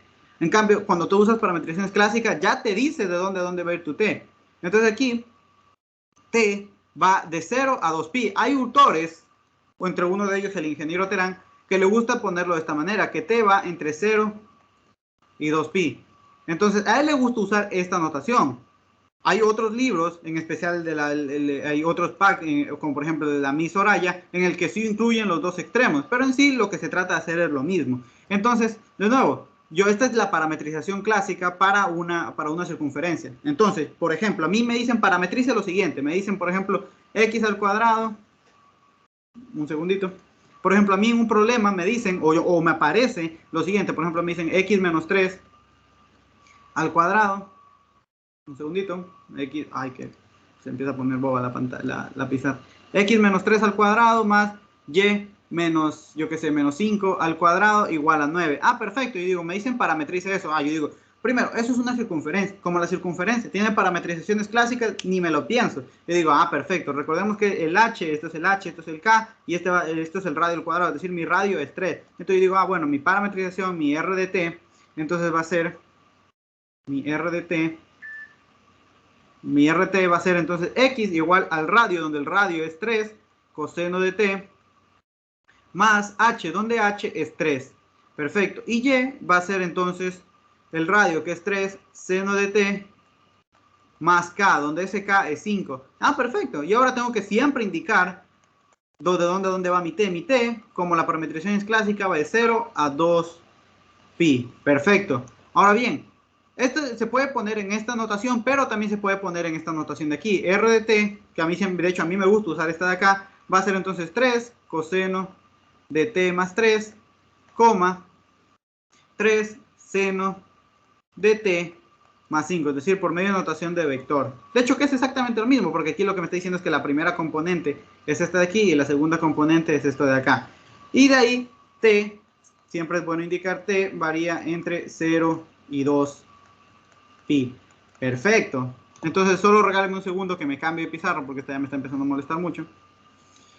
Bueno, pero antes de eso, ¿tienen alguna pregunta, alguna duda con respecto a lo que acabo de decir? Con respecto, entonces, importante, apréndanse las parametrizaciones clásicas, que son, si se las pruebe OneNote. Sí, ya voy a uno de estos días. El otro día lo intenté usar, pero no sabía ponerlo bonito, entonces, así. Entonces, de nuevo, entonces ya tenemos una parametrización clásica para la circunferencia. ¿Cuál es otra curva que también suele aparecer mucho en los cursos? La elipse, ¿verdad? Entonces yo apenas... Venga, un segundito.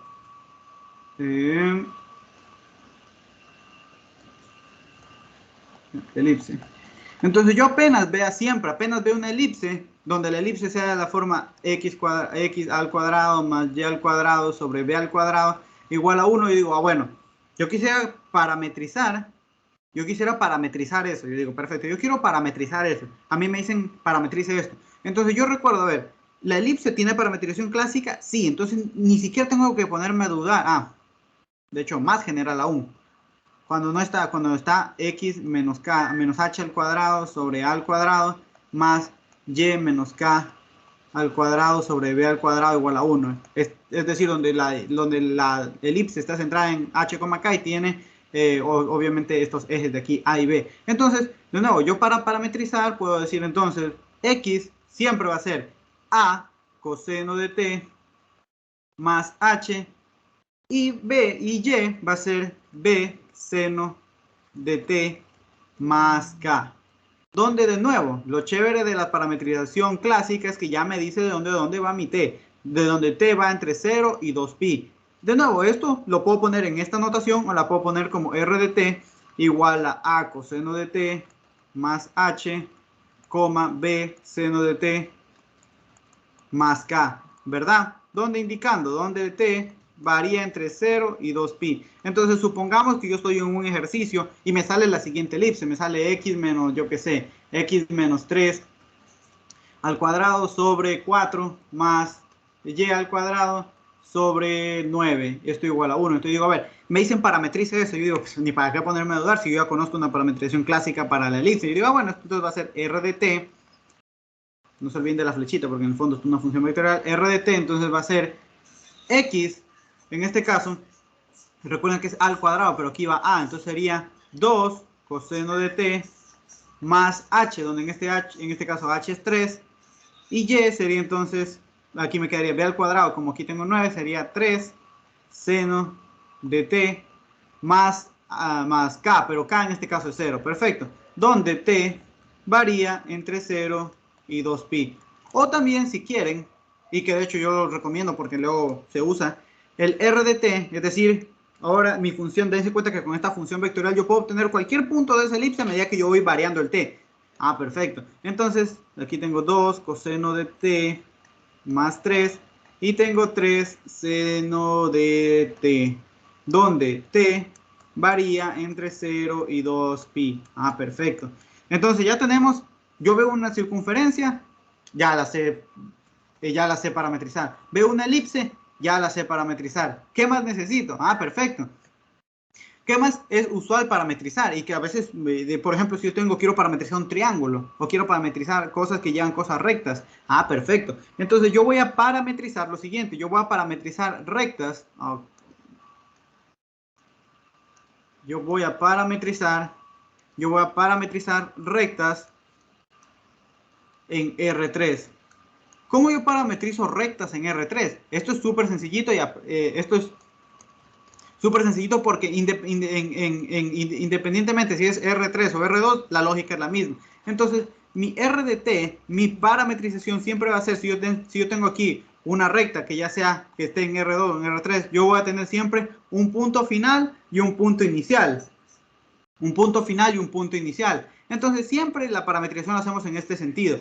Va a ser punto inicial más punto final menos punto inicial por t. Y lo bueno de esta parametrización es que el t siempre va a estar entre 0 y 1. Entonces, el t siempre va a estar, ojo, entonces aquí el r de t, entonces siempre va a ser punto final menos punto inicial, donde el t siempre va a estar entre 0 y 2pi. Imagínense entonces, y esto sirve tanto porque dense cuenta, yo no he puesto aquí si es un punto de R2 o R3. Ahora bien, supongamos que es un punto de R, primero sencillo, un punto de R2, que sea, por ejemplo, aquí lo voy a poner X final, Y final, y aquí lo voy a poner X inicial, Y inicial. Entonces yo digo, bueno, mi R de t, entonces va a ser punto inicial que es X sub 0, Y sub 0, más punto final menos punto inicial. Entonces sería X sub 0 menos, X sub f menos X sub 0, X sub f menos X sub 0, ¿verdad? Acá en Y sub f menos Y sub 0, Y sub f menos Y sub 0 y todo esto por t. Entonces ya multiplicando todo esto nos va a quedar entonces X sub 0 más x sub f menos x sub 0 por t, más, coma, y sub 0 más y sub f menos y sub 0 por t. Ah, perfecto. Y de ahí diciendo que t varía siempre, que la parametrización de una recta es clásica, entonces varía entre 0 y 2pi. Ahora bien, si es que yo hubiera tenido una tercera componente, lo que hubiera variado es que entonces aquí yo hubiera tenido entonces el punto final en x, el punto inicial en x, punto final en x menos punto inicial en x por t. Aquí, punto inicial en y más punto final en y menos punto inicial en y por t. Y si yo hubiera tenido una tercera componente, que la voy a poner de manera hipotética aquí, yo hubiera tenido entonces z inicial más z final menos z inicial por t. Ah, perfecto. Y entonces ya hubiéramos tenido cómo yo parametrizo una recta en pues en ya sea en R2 o en R3 teniendo dos puntos. Si yo tengo los dos puntos, puedo parametrizar la recta sin ningún problema. Entonces, dense cuenta, ya sabemos parametrizar. Ya sabemos parametrizar circunferencias, rectas, ya sabemos parametrizar elipses. Ahora vamos a algo con otra parametrización que se llama una parametrización que se conoce como yo le llamo la parametrización tradicional. Aquí, la parametrización. Profe, una pregunta, ¿eso no es solo el vector director por un punto más un punto? Deja ver. No, porque aquí tienes que tener cuidado. Porque depende qué quieres definir como vector director. Porque aquí de ver de dónde está yendo tu punto. Porque tú puedes tener un vector director, ¿verdad? Pero aquí ya vamos, justamente eso era lo que les iba a decir después de esto. Hay algo que se llama la orientación de cómo tú parametrizas. Que es lo que se parametriza en sentido horario y en sentido antihorario. Entonces, tú puedes tener un vector director que vaya así, ¿verdad? Pero pero a veces te piden que parametrices en el sentido de acá. Entonces ahí puede que ese punto final menos punto inicial te varíe un poquito. Mejor dicho, puede que te cambie, porque a veces parametrizar en un sentido te quedan expresiones diferentes que parametrizar en el otro sentido. Entonces, justamente ahorita te explico eso y qué consecuencias tiene parametrizar en un sentido y qué consecuencias tiene parametrizar en el otro sentido. Entonces, con respecto, es verdad, sí, puedes tomar un vector director con respecto a eso, pero vamos a ver, fíjate en lo siguiente. Primero, para terminar la parametrización clásica, que es justamente para que vengo a explicar ay, ¿cómo se llama esto?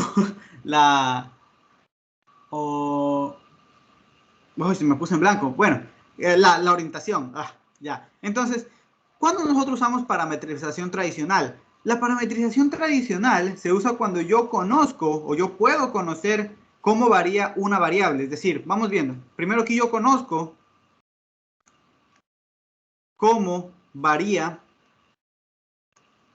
una variable. Entonces, yo conozco cómo varía una variable y puedo expresar al resto de variables, si es que tuviera más variables, en función de esa que yo conozco cómo varía. Por ejemplo, yo puedo tener y, es una función que depende de x.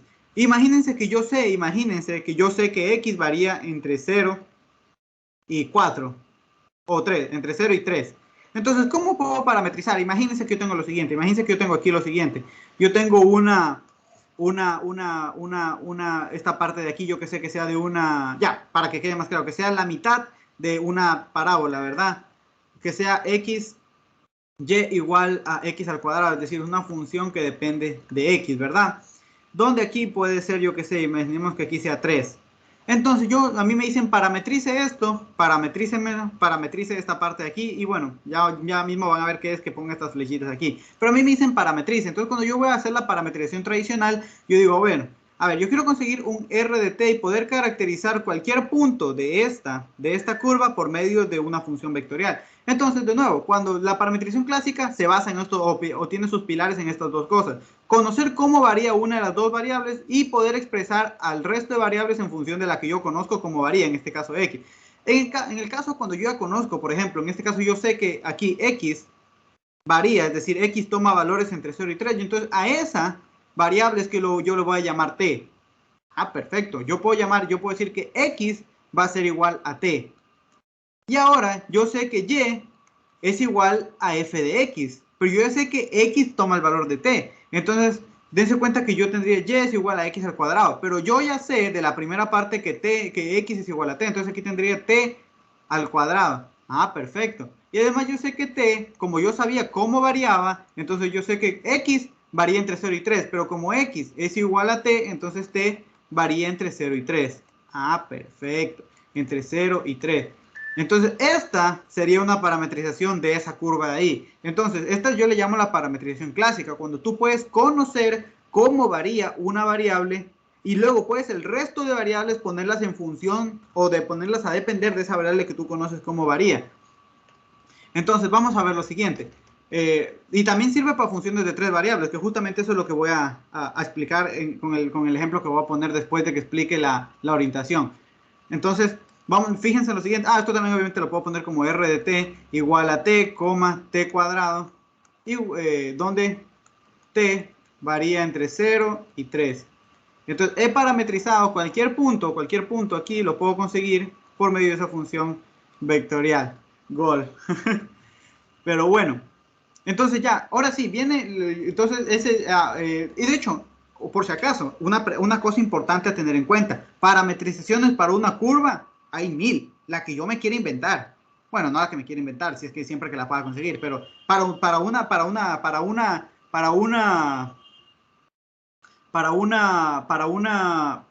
curva yo puedo encontrar muchas parametrizaciones. Por ejemplo, puede que un compañero suyo se puso creativo, sacó una parametrización. Está bien, usted puede encontrar otra, es decir, no hay problema, es decir, para mismas curvas pueden ustedes obtener diferentes parametrizaciones. De hecho, ¿se acuerdan que yo hace rato les dije?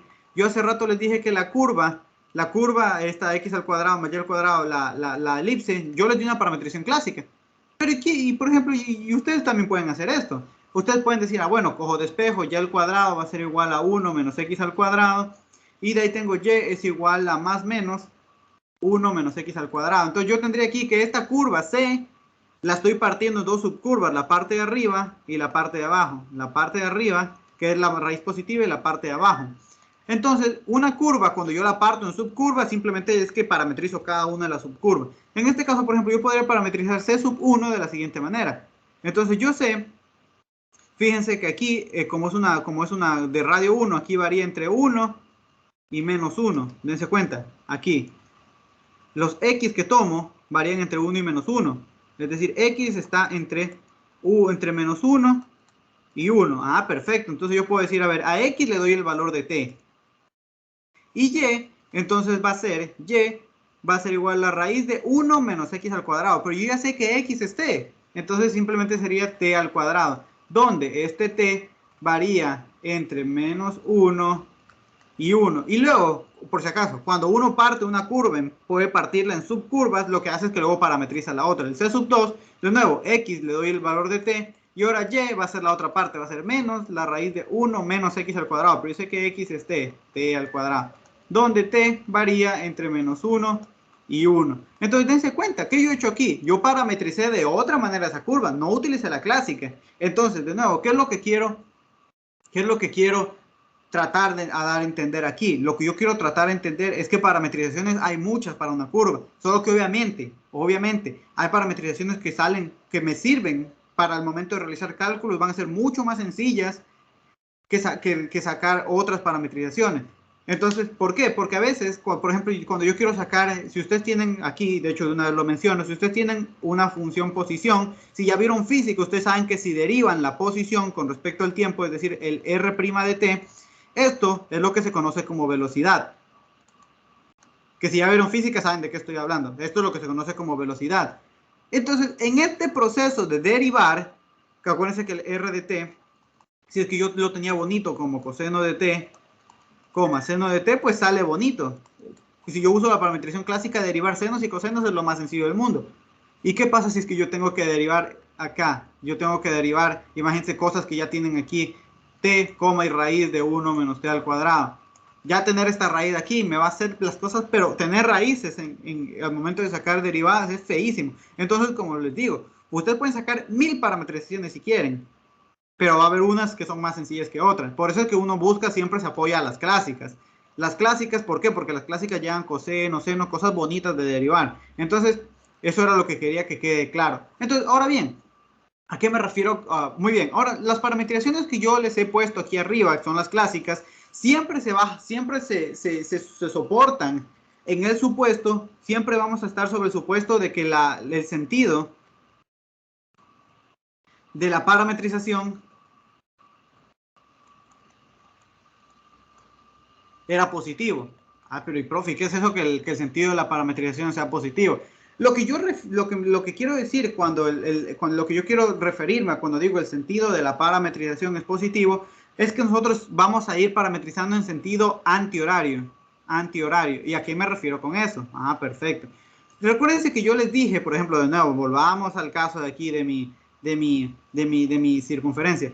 Si cuando yo les dije que iba recorriendo la curva por medio de vectores, ¿verdad? Que iba obteniendo para obtener los puntos, yo iba recorriendo así, ¿verdad? Entonces, ¿qué es lo que estoy haciendo? Estoy recorriendo la curva en este sentido. Es decir, mi parametrización, mi función, lo que va haciendo es que va a recorrer la curva en ese sentido. Voy a ir obteniendo los puntos en ese sentido. Y cuando yo esté parametrizando en el sentido teorario, es lo que se le llama el sentido positivo, es que yo estoy yendo en este sentido. Ahora bien, yo podría haber parametrizado en el otro sentido y obtener la misma curva. Por ejemplo, cuando yo parametrizo en sentido negativo, en sentido horario, lo que hace, yo de nuevo consigo una función vectorial, pero lo que va a hacer es que yo voy a parametrizar empezando del otro sentido. Ya no empiezo aquí, sino que voy a empezar por acá. Empiezo por acá, empiezo por acá, empiezo por acá, empiezo a obtener los puntos de esta manera. Entonces, eso es lo que me quiere decir. Eso es lo que me quiere decir que yo estoy parametrizando en un sentido determinado. Ahora bien, usted me va a decir, profe, pero usted no especificó esto cuando estaba haciendo estas parametrizaciones de aquí arriba. Todas estas parametrizaciones clásicas siempre se basan en el supuesto, mejor dicho, siempre están, las parametrizaciones clásicas siempre están diseñadas de manera en que el sentido de orientación es el antihorario. Entonces, cuando ustedes estén hablando de parametrizaciones clásicas, que si no se lo dicen, mejor dicho, cuando ustedes en un ejercicio no les dicen parametricen tal orientación, ustedes suponen la positiva. Entonces, siempre que todas las parametrizaciones clásicas se basan en el supuesto de que yo estoy parametrizando en sentido antihorario. Ahora bien, ustedes me han de decir, pues, ¿esto para qué funciona? Esto tiene especial importancia el saber el sentido de una parametrización, porque, por ejemplo, luego cuando nosotros estemos viendo integrales de línea, que una integral de línea no es nada más que una integral sobre una curva, cuando estemos sacando integrales de línea, donde estas sí ya vieron física, de nuevo, una integral de línea sirve para calcular trabajo, por ejemplo, para yo calcular el trabajo de llevar de un punto a otro punto cierta cosa, o también si es que ya vieron electricidad y magnetismo, aunque no creo, una integral de línea me sirve para medir el trabajo, para calcular un diferencial de potencial. Entonces, todas estas, aquí tengo que parametrizar, yo estoy viendo esa materia. Bueno, entonces ahí has de ver esta, para calcular entonces, esa partecita de ahí. Entonces, esta C, si es que en ciertas integrales, si es que esta C está parametrizada en un sentido, entonces si es que yo cojo y parametrizo en el otro sentido, entonces lo que va a pasar es que esta integral, lo que pasa es que la parametrización en un sentido va a ser menos la integral en el otro sentido. Entonces por eso es muy importante saber en qué sentido yo estoy parametrizando, porque a veces los resultados en los exámenes les salen, me salió 3, pero no te diste cuenta en qué sentido estabas o en qué sentido el ejercicio te pedía parametrizar, y había otra opción que era, por ejemplo, -3, y esa era la respuesta, y ahí se dañó la lección. Entonces, de nuevo, yo siempre, aunque casi siempre, si es que a mí el ejercicio, ojo, si el ejercicio no me lo dice, supongo antihorario. Y si me lo dice, pues ahí trabajo con el que me esté pidiendo. Ahora bien, la pregunta es, si yo ya tengo una parametrización en un sentido, ¿puedo llevarla a otro sentido? Sí, sí se puede. Y de hecho eso es sencillito. Si yo tengo, imagínense que yo ya hice una parametrización RDT. Yo ya hice una parametrización que justamente aquí tenía un ejemplito que siempre pone el ingeniero Terán, donde lo tengo aquí. Es lo que se llama el cambio de sentido.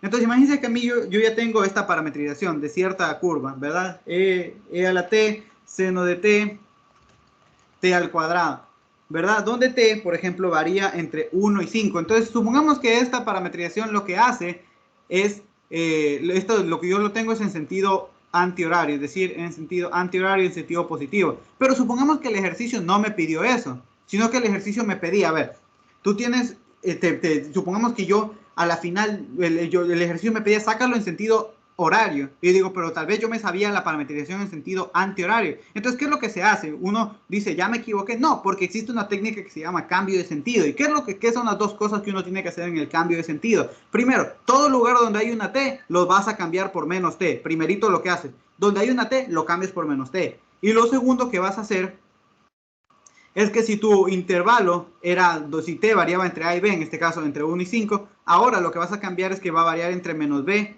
y menos a. Y entonces, si tú tenías que tu curva era así, es decir, tú la ibas recorriendo en este sentido, que por lo general se les pone unas flechitas así para indicar en qué sentido estás recorriendo, estás yendo en sentido antihorario. Cuando tú haces estos dos cambios, que es el cambio de sentido, sigues teniendo la misma curva, solo que ahora se está recorriendo en este sentido. Ahora vas a ir de aquí para acá, que por eso es que se le ponen unas flechitas así. Ah, perfecto, perfecto, ¿verdad? Entonces, dense cuenta. Entonces, cuando yo quiero hacer, ojo, que si yo quiero hacer un cambio, yo quiero hacer un cambio de sentido, todo lugar donde haya una T, le cambio por menos T, y lo que hago es que cambio esto y ya la tienen cambiada, ya la tienen en el otro sentido. ¿Ah? Sencillito. Entonces, ¿por qué esto es útil? Porque a veces me piden que yo parametrice en un sentido en el que yo no tengo parametrización clásica. Imagínense de nuevo, siempre es bueno el ejemplo. Imagínense que yo tengo una circunferencia y la parametrización clásica que yo sé solo me sirve si es que yo estoy parametrizando en sentido antihorario. Supongamos que me dicen, el profe dice, vamos a ver si ellos saben, me dicen, parametrízame esto pero en sentido horario. Y digo, ay, yo no sé hacer eso. Yo no sé parametrizar en sentido horario. Entonces, ¿qué es lo que hago? Primero parametrizo en el sentido que yo sé, en el sentido antihorario, ¿verdad?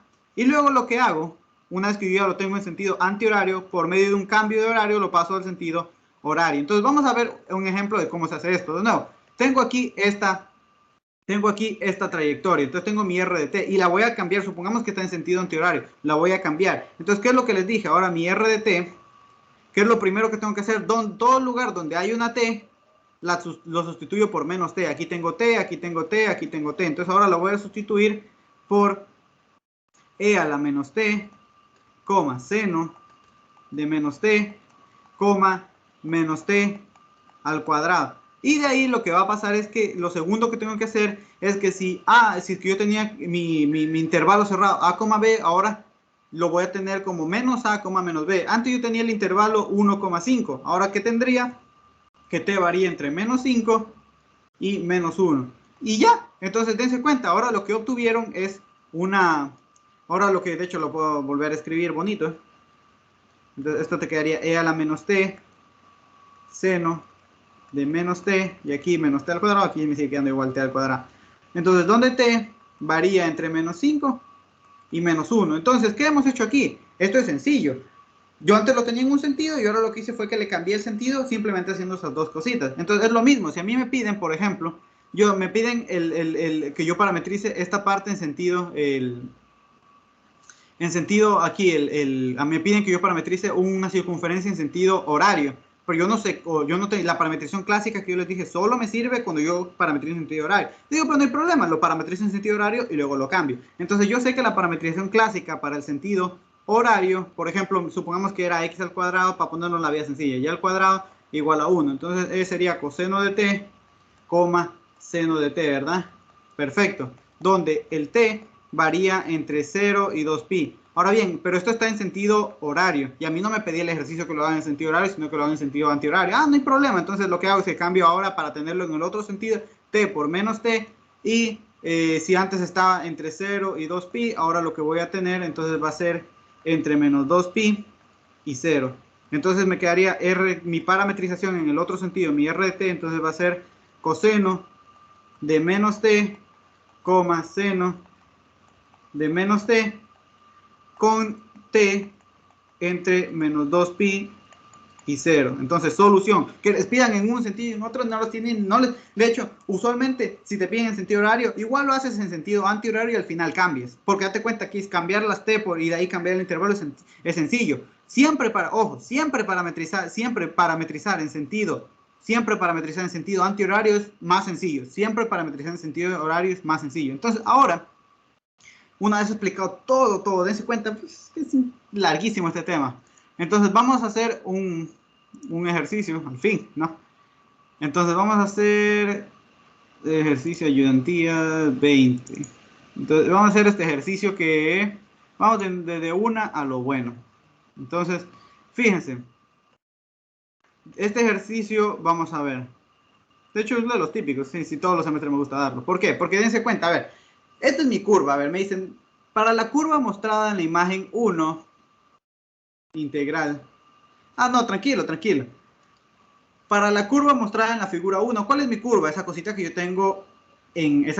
tengo aquí en azul, ¿verdad? Entonces dice, encuentra una parametrización para la curva en sentido positivo. Ah, me están diciendo el sentido positivo. ¿Eso qué quiere decir? Que yo voy recorriendo la curva en este sentido. Yo voy de aquí para acá. Porque estoy yendo en sentido antihorario, en sentido contrario a las agujas del reloj.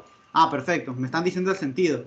Luego la longitud de curva, yo creo que eso ya va a quedar tema mañana por cuestión de tiempo, pero me interesa, a mí lo que realmente me interesa es que sepan parametrizar, porque el semestre pasado tuvimos el inconveniente que el segundo parcial, que ya se supone que no les van a decir cómo parametrizar literalmente nada, tenían problemas al momento de parametrizar. Entonces aquí esta semana me interesa que les quede clarito cómo parametrizar cualquier cosa que les pongan en el frente. Entonces, tienen la curva, ya me están diciendo el sentido, es decir, ya sé cómo, de dónde a dónde voy. Entonces yo lo primero que me doy cuenta es, esa curva es alguna cosa clásica que yo conozca, eso es alguna circunferencia, eso es alguna elipse, eso es alguna recta.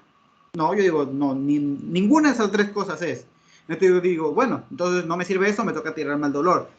Entonces, lo segundo, que cuando yo no me sirven las clásicas, ¿qué es lo que hago? Irme a ver si yo puedo analizar de dónde a dónde varía alguna de las variables. A ver, yo me doy cuenta aquí, fíjense en lo siguiente, que mi curva, primero, dense cuenta que mi curva, para empezar, es la intersección de dos cosas. Es la intersección de z igual 4 menos x al cuadrado, esa superficie cilíndrica. Es decir, mi curva es la intersección de 4 menos x al cuadrado y del plano y más z igual a 5, ¿verdad? Ah, perfecto. Entonces yo me doy cuenta que aquí puedo analizar lo siguiente.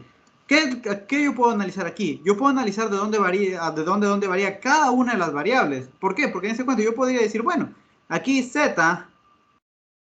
z está variando entre aquí, entre el punto más alto y justamente cuando toca aquí. Es decir, el z está variando, el z varía entre 4, aquí, entre 4 y 0. Pero no es la única variable que yo puedo ver de dónde varía. Yo puedo ver aquí, también me puedo dar cuenta que el x, dense cuenta, aquí el x de dónde, aquí es menos 1. Del x está, no es menos 1, es menos 2, porque dense cuenta que son los cortes de esta parábola. Y esto corta en 2 y menos 2. Entonces aquí corta en 2 y aquí corta en menos 2. Entonces yo me doy cuenta entonces que también puedo ver de dónde varía, de dónde a dónde varía mi X. Incluso también puedo ver, este problema es espectacular, porque podría ver de dónde varía cada una de las, de aquí, yo me doy cuenta que puedo ver de dónde varía la Y hacia acá, ¿verdad? Yo podría ver. Entonces en este caso, yo puedo elegir cualquiera. En este caso, yo voy a elegir lo siguiente. Yo siempre voy a elegir la variable que me permita despejar las otras que yo tengo. Fíjense. A ver, yo digo, a ver, aquí lo más sencillo me sale ver que X varía entre 2 y menos 2. ¿Por qué entre 2 y menos 2? Porque recordemos, es donde se cruza aquí z igual x menos 4 menos x al cuadrado, por si acaso. 4 menos x al cuadrado igual a 0, 4 menos x al cuadrado igual, ¿verdad? Sacando raíz, me sale entonces x es igual a más menos 2. Entonces por eso ya sé que esos van a ser mis cortes aquí. ¿Eso qué quiere decir? Yo me doy cuenta que mi curva va a tomar valores siempre que el x va tomando valores siempre que el x esté entre 2 y menos 2. Ah, perfecto. Entonces yo ya sé por lo menos algo. X varía entre menos 2 y 2. Entonces una vez que yo ya encuentro por lo menos cómo varía una variable, entonces veo si puedo despejar al resto de las variables en función de esa que yo ya conozco.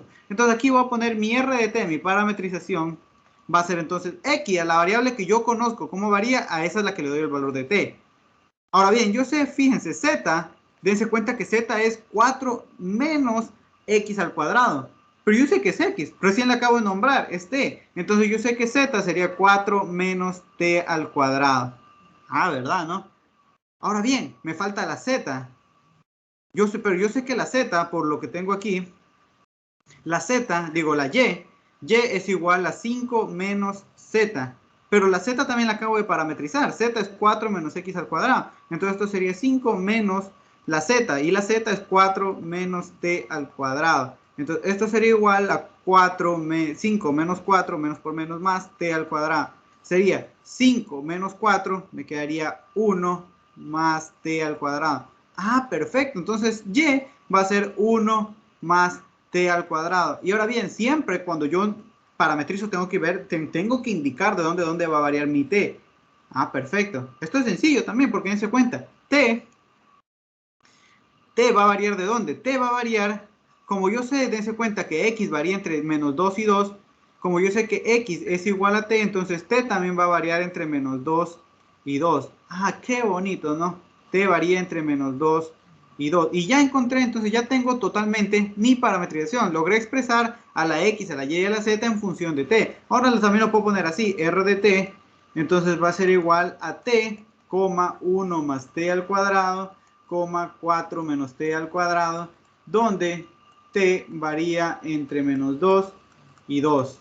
Ah, qué bonito, ¿no? Todo lo que hemos usado queda. Esto es lo que la parametrización tradicional. Logro ver una de las variables y si logro expresar el resto en función de lo que yo ya conozco, sale sencillito. Ahora bien, profe, ¿qué pasa si es que a mí en la lección no me dio? Yo dije la X es muy difícil y en cambio yo decía, ¿qué pasa si yo hubiera dicho entonces, a ver, yo sé que Z varía entre 0 y 4. Ah, pues no había ningún problema. Siempre que tú puedas despejar, siempre que no haya ningún problema al momento que despejas, siempre que no haya ningún problema al momento que despejas, pues ahí lo que hacías era ponerte tú decías, ah, bueno, yo a Z ahora le doy el valor de T. No entendí por qué está la traza. No, espérate un segundo. Entonces, ahí lo que haces es darle el valor y ves si puedes expresar las otras, tanto X como Y, en función de lo que tú ya sabes. Entonces, así es como entonces consigues otra parametrización. A ver, ahora sí, pregúntame, Eric, ¿qué era lo que me estabas diciendo? No entendí por qué tan...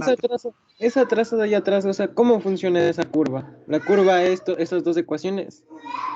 Ah, porque es lo que trato de decir aquí. De hecho, déjame borrar todo este montón de cosas. Lo que estoy diciendo aquí es que la curva, date cuenta, pues la curva no es nada más que la intersección de dos cosas. Esto es aquí lo voy a poner de hecho, esto es esto es una superficie cilíndrica. Esta es una superficie cilíndrica. Y aquí lo estoy cortando, se lo está cortando con un plano. Entonces, ese es el plano. Y más Z igual a 5 y la superficie cilíndrica es Z igual a menos. Ah, o sea, es la intersección entre los dos. Efectivamente. Entonces, ahí sí dibujo el resto, se ve clarito. Entonces, por eso es que digo aquí, la C son todos los puntos que satisfacen esta ecuación y esta ecuación, porque si es la intersección satisface tanto la ecuación de la superficie cilíndrica como la ecuación del plano, ¿verdad? Entonces, por eso es que pongo C. C, la curva, que aquí me decían, ¿por qué le llame C? Porque aquí claramente me decían C. Entonces, C, esa curva no es nada más que la intersección de esas dos cosas, es la intersección de esa superficie cilíndrica y ese plano. Entonces, ahora bien, una vez que tú identificas, puedes ver cómo varía alguna de las variables, logras expresar al resto en función de lo que tú conoces, ya tienes tu parametrización que yo le llamo clásica. ¿Quedó claro? Sí. Si me regalan un minutito les puedo mostrar esto de calcular la longitud de curva, ya la veremos mañana, solo para que quede un poquito claro, también un ejercicio más que sencillo, no nos tardamos más de un minuto haciéndolo, solo la primera parte. Dense cuenta, acá lo mismo, fíjense, a ver, aquí me dicen considere las superficies, esta x al cuadrado más y al cuadrado igual z al cuadrado, esto es, ¿qué es? Esto es una superficie cilíndrica.